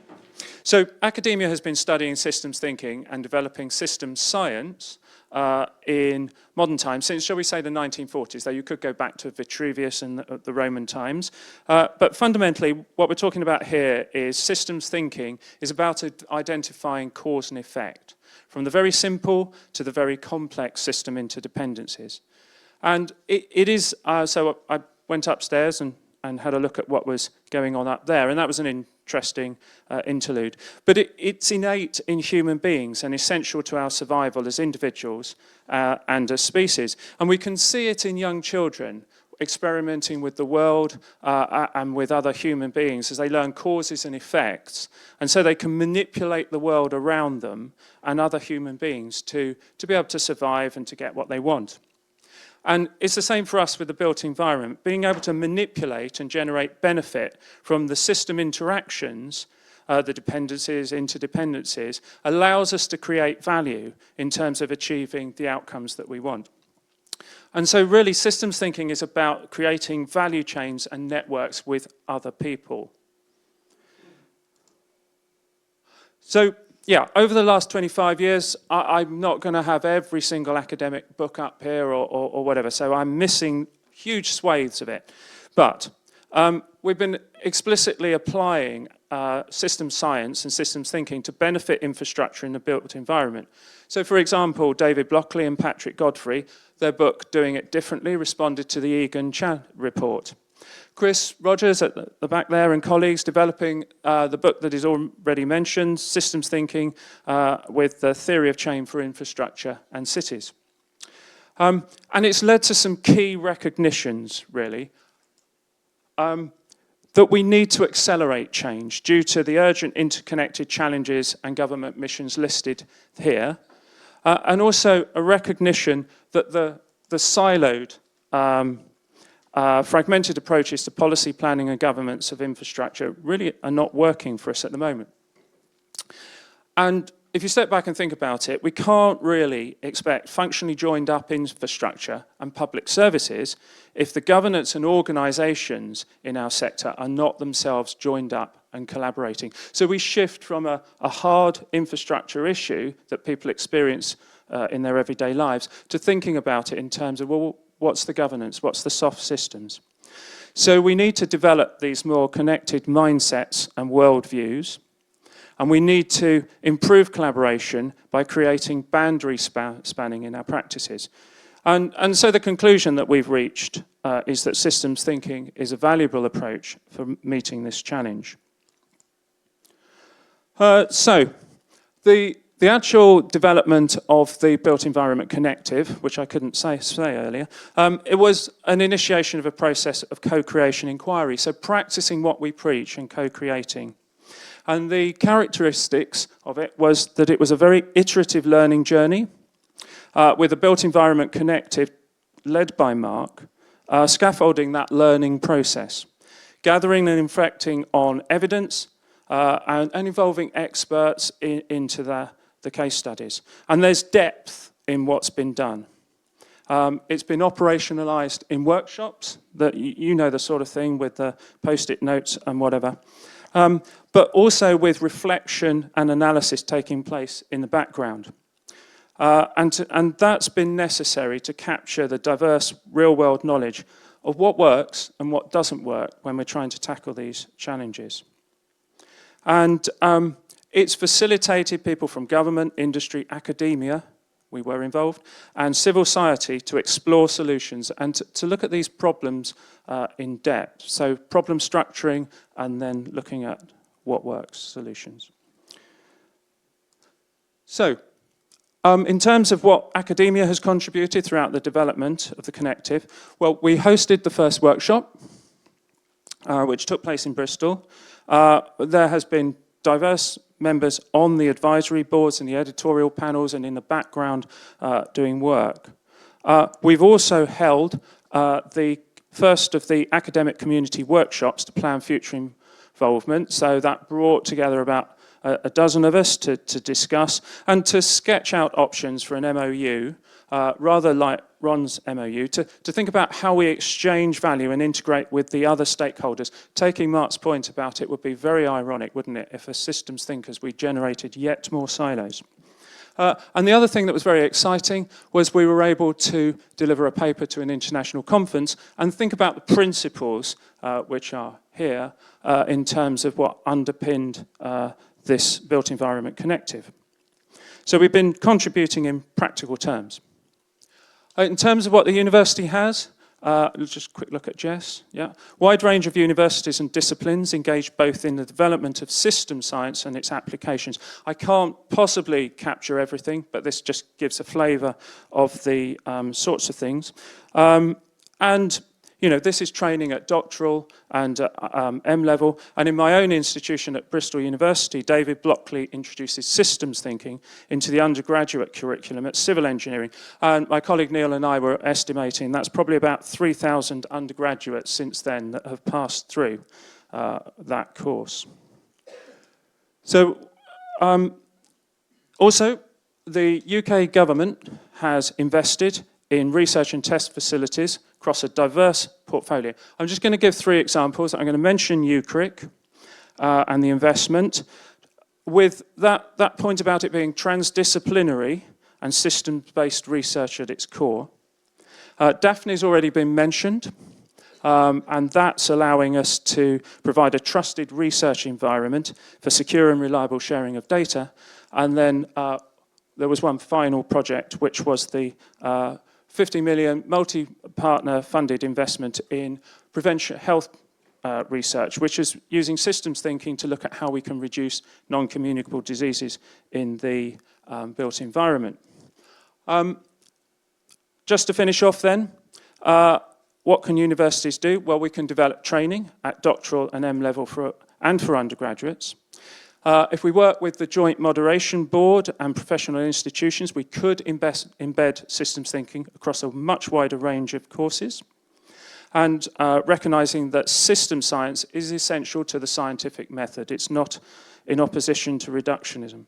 And on research, with increased and continued investment by the UK government and the UKRI, we can develop team science, ITDR, inter and transdisciplinary, collaborative research approaches to embed systems thinking in our research projects and programs. So there's a lot of allied disciplines and activities that we can include.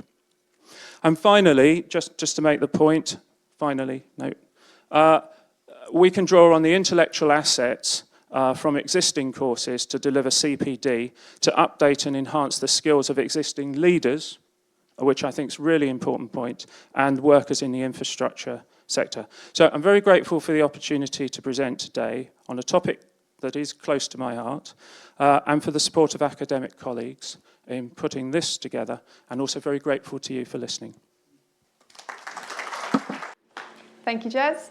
That was really great. The last session we have is from Amelia Burnett, who's representing the investor community. Good afternoon, everybody. My name's Amelia Burnett. I'm the Digital Financial Strategies Director at Bentley Systems, where I have a mandate to look at the role that technology can play in accelerating infrastructure investment. And I stand before you to make the case for why the investor community needs to be involved in the Built Environment Connective. Not as an investor and myself, I don't come back from stand here with a finance background, but rather as somebody who is bridging into that community. A word that we've been hearing a lot this afternoon is the word radical. There's been called for radical change, radical transformation. As I was sitting there hearing it, it made me think, what exactly do we mean by this? And I did, as anyone does, look up the definition and saw that it's twofold at the moment. Radical in terms of change that affects something at a fundamental nature. And also radical as an advocate. And today, standing here is a bit of a full circle moment for me because, and one of the questions I'm answering up here is, why is systems thinking important to me and to the built environment? And I stand here today as somebody who was radicalised by something that's been mentioned a number of times, which is UCRIC.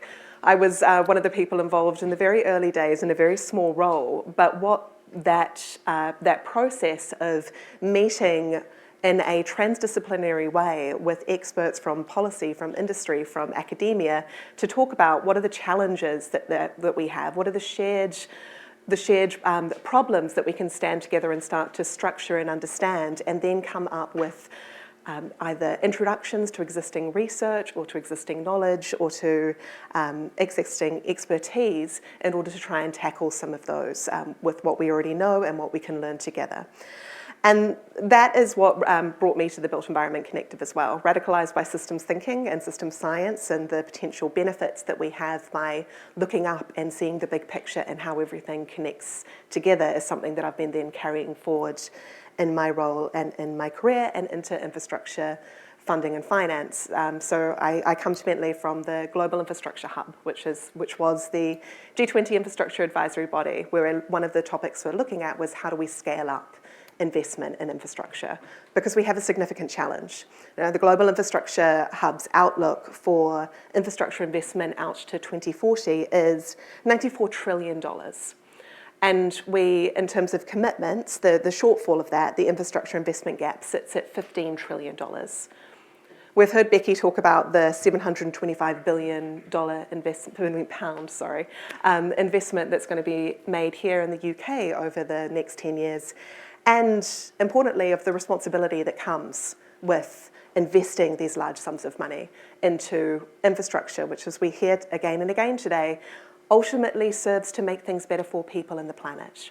So we've got to be quite deliberate about how we choose to do that. And one of the ways that can be done is through systems thinking. Because systems thinking is supporting the collaborative shift that's happening in the investment community, and particularly in the infrastructure investment community, which is really around scaling the quality of the projects that are being brought to market and that are being delivered, scaling the quantity of the projects? How do we grow that pipeline, that certain pipeline that's needed? But also, and touching on this, the majority of what we already have exists question and point is resilience. How can we use systems thinking to improve our resilience to future shocks so that we understand where the interdependencies lie the next time that there is another pandemic like COVID or a financial crisis or the next series of events? Because when we look at that investment that's committed, the complicating factor in all of this is that climate change is very much here, and we can have the best laid plans for how we're going to meet the infrastructure needs, but we also need to be nimble and prepared to deal with the crises when they happen, the reconstructions, the adaptation, the improving the resilience of the system as a whole. And systems thinking gives us the ability to do that. Very practically with some of the tools and existing research that's already been done around outcomes focused. So when we start to look at it, not just how will I spend my road budget this year, my transport budget, but really what are the best ways to move people and goods? What are the best ways to connect this deprived community with economic opportunities or to support the reaching of sustainable development in emerging markets and developing economies? It gives us the tools to be able to tease that out and to look at interdependencies, which is important when making investments. You can have a factory and make investments in protecting against flooding and have a very resilient asset. But if there's not the resilience within the surrounding communities and transports, you can have a factory that survives the floods, but no way to get your workforce in and your goods out. We can't just look at it in terms of projects. And I think the point you made, Ron, around how it's not construction, it's the built environment, and the point that's been made about it's not projects, it's interventions in the system.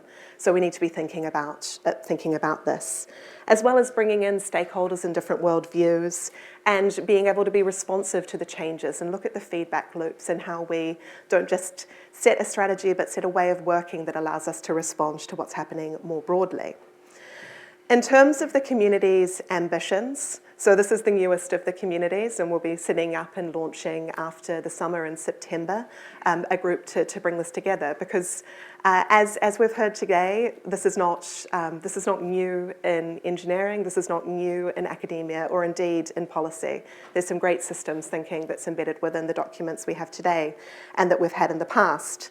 And understanding risk is not new in the investment and insurance community.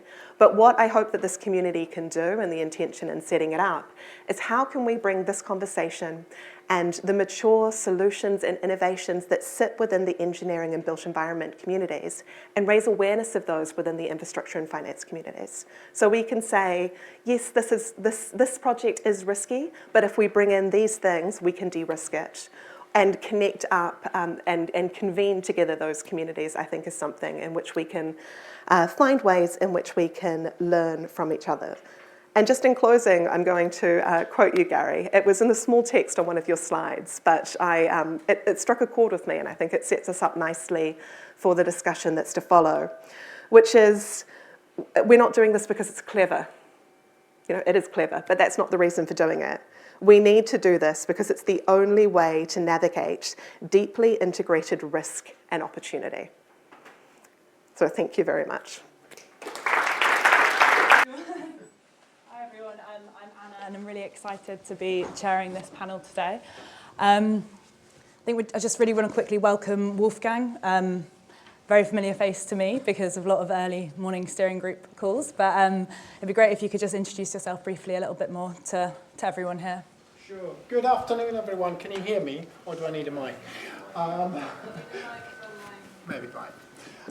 Good afternoon, everyone. My name is Wolfgang Schuster, and I'm former Executive Director at Connected Place Catapult, and have been involved in the Connective, or Built Environment Connective, for about the last 2 years, basically since it was formed, and I'm very pleased to be here with like-minded people, but also people who may provide the right challenge to us to get us into the right path.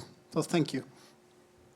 Great, and I should briefly introduce my full name as well. I'm Anna Boskill, also on the steering group with Wolfgang, and work for a company called Allura Infrastructure. And I think we've had some really fantastic presentations today, and I'm really excited to ask a little bit more about them. So the purpose of this panel is really about exploring what comes next. So as Mark mentioned at the very beginning of this paper was published, but there's no intention for it to be one of those papers that gets put in a drawer somewhere and is forgotten about forever. It's really been designed in a way to enable it to continue to grow, and that's with these communities. And it's not just that we want that to happen. It's also, we can't let that not happen because of all the interconnected challenges that we've spoken about today. It's so urgent that we do apply systems thinking and really drive systems change. So I'm really kind of keen to hear from all of you about how we can connect together across the different communities to make sure that we're not a fragmented community, as that would be ironic, but we really are connected. And Ron, I'd love to kind of understand from you a bit more about how we can kind of create that environment to enable effective collaboration across the communities, and if you have any thoughts on that. Yeah, I think, hello. It's hard not to feel like a sort of 90s boy band, isn't it? But I'll keep hotching myself back up. Yeah, I think, like I said, my clearest message from the kind of consultants side was making this simple. Mm-hmm. So you've heard from the range of communities we've got, from the absolute detailed experts to all the work that's come before, etc. So I think for the consultants, it's going to be a time for us to listen, which we're not always great at, which I think is probably the main thing. One of the things we've struggled with quite a lot, and I suspect is the same for other communities, is understanding what to share and what to compete on. Because at the end of the day, we're all paid by somebody to do something. So we had quite an interesting discussion about tools, for example. So there are loads of kind of systems thinking, system engineering tools, which we're all really eager to get stuck into if we don't already know them. Consultancies then tend to build on top of those and create their own things and whatever else. So how far do you share and when does competition start is quite difficult. So from our side, that's going to be something we're going to have to wrestle with, and we've already looked at through the MOU. But actually having the experts in the room makes that a little bit easier, because often we will pretend things are new when they are definitely not. And again, that's a consultancy trait, I think, we have to be careful. So we've actually got the people around us to say, come on guys, you're actually selling the same thing here. And having something that is similar makes it much easier, again, for clients as well, because once you get trapped in a particular ecosystem or whatever, it makes it very difficult for a client. So a slightly waffly answer to your question, but that's what we're going to need some help on, is again, where to collaborate and where to compete. Yeah, that's really interesting. And I think kind of being open about that and actually kind of having those conversations is such a key part of enabling us to do that. From, I guess, the rest of the panel's perspective, in terms this point about keeping it simple has come up again and again, and it does feel crucial. I mean, Jason touched on it as well earlier. How can we kind of, I guess, the systems community and the academic community, are there ways that you have thought about to help make this simple so that we can get the change that we want? Yeah, I'll take that. Yeah, so, yeah, it is a challenge. The challenge is making it simple, but also keeping it relevant, yeah? Because a lot of what we're talking about is abstract. The abstraction and theory is important because it does provide coherence in the actual practice.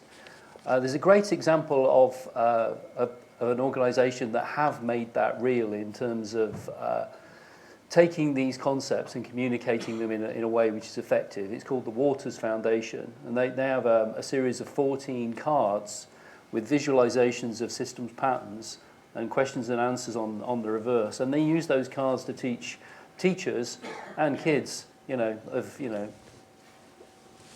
7 to, 11, yeah? But those same kind of messages are also just as useful for executives.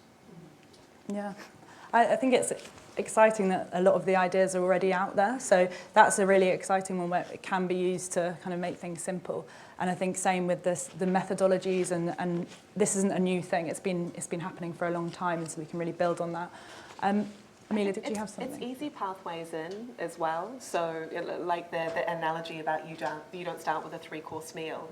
It might be it's finding the story that connects with the audience that you're talking to, and then for those people that want to find out more, having the pathways for them to do that. And I think that's what we can do as a connective, is actually start to pull together those case studies or capability or the ability to signpost to existing training that's already out there, whether it's Open University resources or some of the training courses that are out, because this is really mature, but doing it in a way in which it doesn't feel big, it doesn't feel scary. You know, this is a change process after all, so it's finding that right balance between excitement and accessibility. Yeah, I think the key point that comes up here over and over again, it is basically moving us from theory into practice and providing those tangible, practical steps that enable us to move from that theory to the practice. And that involves things like connecting people, getting the right people into the room, as we're doing today, to make sure that the right conversations happen, that the people are connected and can drive change, not only talk about it, but actually drive the change. That's quite important. The other thing is, of course, also to create some form of a consensus. So I'm talking about the 3 C's that we have: connect, consensus, and then change. The consensus, that's obviously quite vital to have, for example, shared language, so we all have the same understanding. And we can use that then to then really create the right actions afterwards to make sure that we have those tangible, practical steps, such as, for example, through the recommendations in the Connect to Change paper. I think also acknowledging that this is already happening and that people might be already doing this and thinking in this way without putting their hands up and saying, I'm a systems thinker. You know, this is already happening out there. So we've got a place now where those people who may not have identified as systems thinkers in the past, but that's who they are, can come and find community and contribute to this movement and this work. I completely agree. I think finding that visibility of it, creating that visibility is so important. Jazz, I wondered if you had anything to build on kind of moving from theory to practice or any of the other points mentioned just now.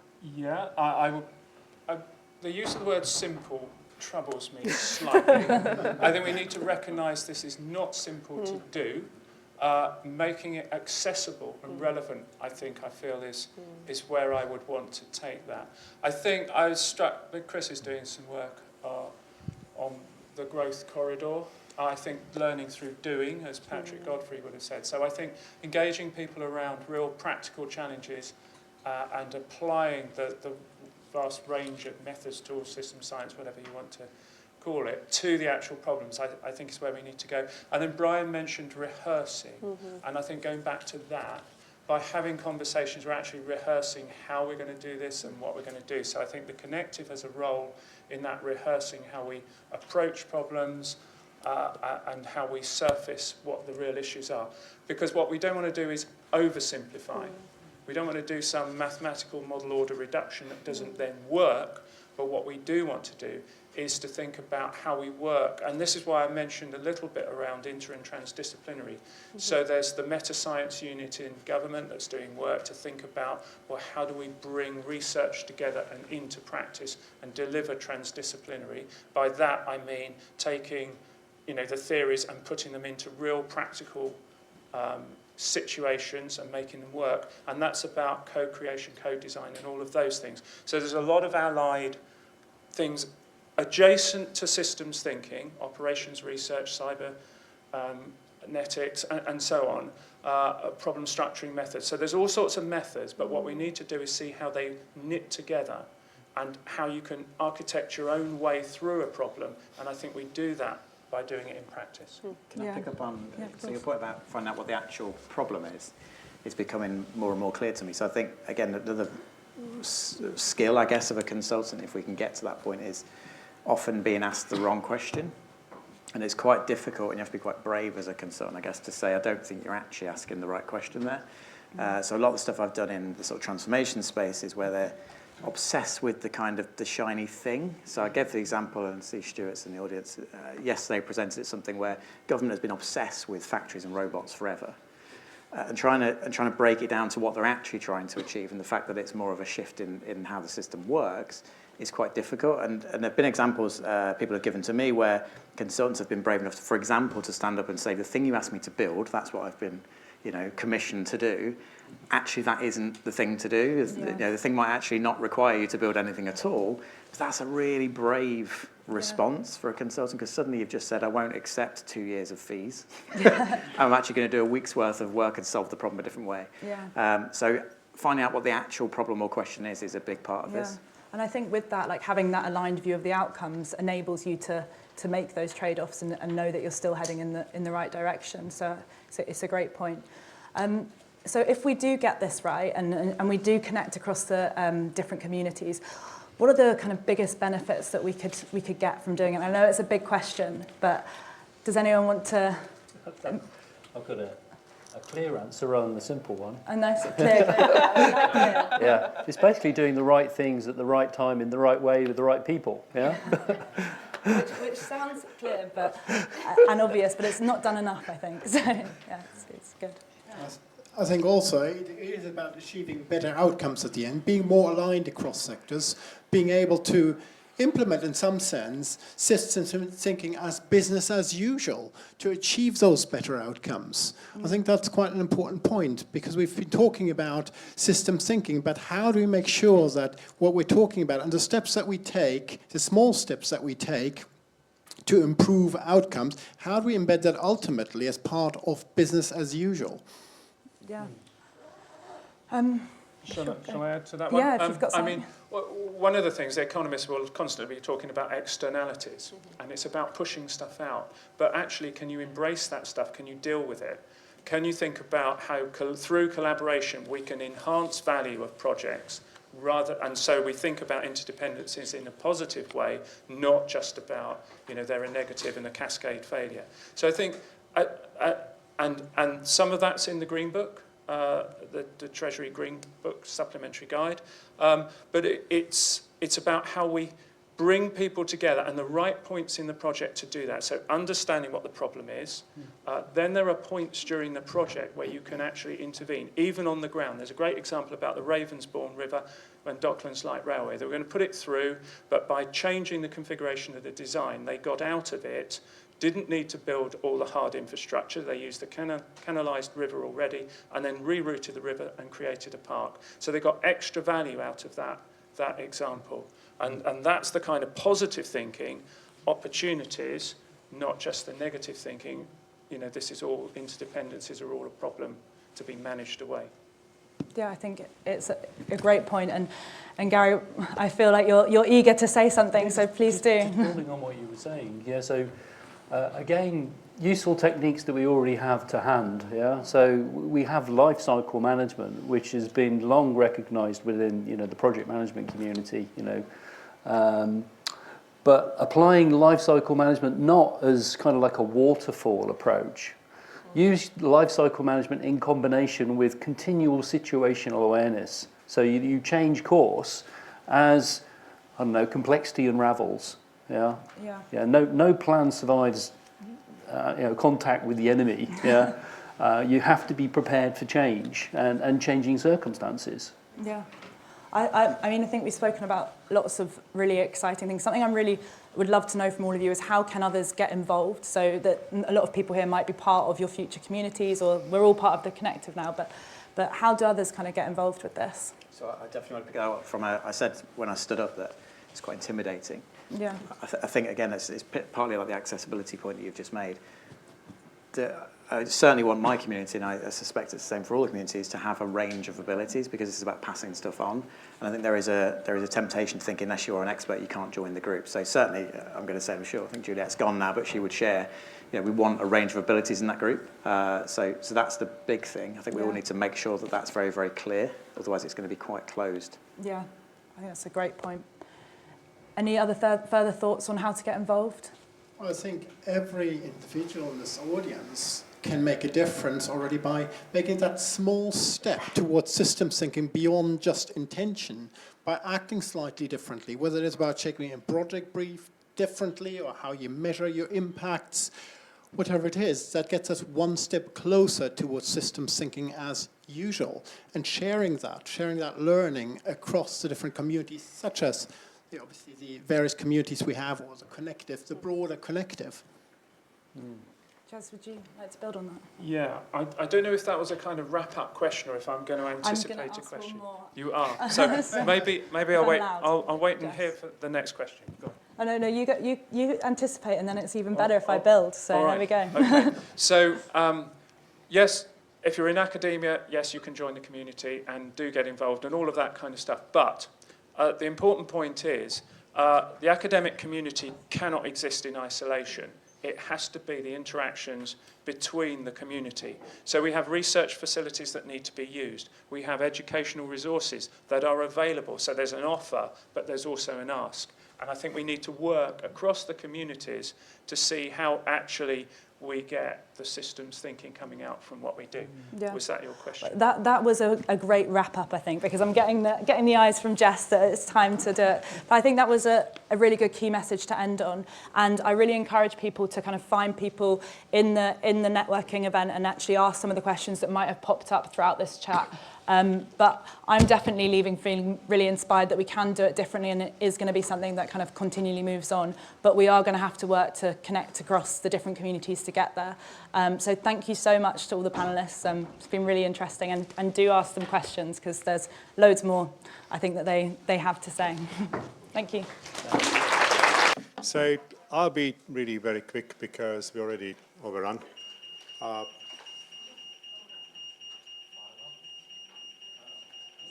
I'll be very, very quick because we overrun. Are we supposed to run?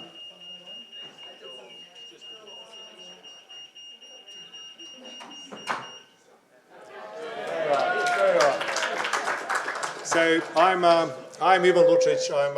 I'm a systems engineer. What can I tell you? I'm working for Jacobs, and I'm part of the steering group with Mott and other colleagues you're here today. What a great afternoon it was. Absolutely brilliant. I think we don't have to talk too much about it. I think we all agree the systems thinking is not a choice anymore. It's something that we just have to embrace and do, because the world around us is really very, very complex. We cannot continue as we are. I've spent about 30 years working on large railway programs. And in 30 years of my career, only one program actually was delivered on time to cost and delivered the outcomes that were set out from the beginning, Victoria Line upgrade. And it was because from the beginning, the program directly embraced systems integration and systems engineering and everything we talked about now. People may have other experiences, you may have some other examples, but this is the only one that I've been on in 30 years. There are three messages coming out loud and clear for me from today. We have to break barriers and influence. We really need the community. We need to get together and form it. And it looks like there is a good vibe around that people really want to do that and work with us on that. We really have to share the knowledge and understanding for common good. Before moving to Jacobs, I was in Network Rail. There are a couple of people here that worked with me. We developed something called System Integration for Delivery Framework. We shared it with everybody. There is no point in holding it to your heart because you really want everybody to do it and follow that. And I do agree there is a competition issue.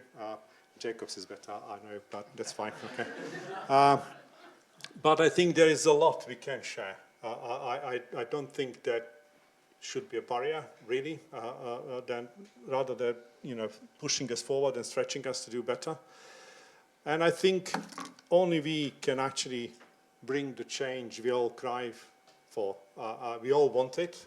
We heard from Becky. I think she's now gone. She had to go to some other engagement. But we do have a license to change. Let's use it. B007 of systems thinking. Change it. Okay? Let's do that. So thank you all very much. Thank you for your time. Do you want to just close it?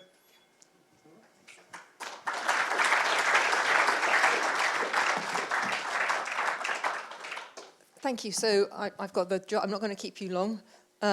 Thank you to everybody who came. Thank you to the panelists. Thank you to the speakers. Thank you to the team that put this together.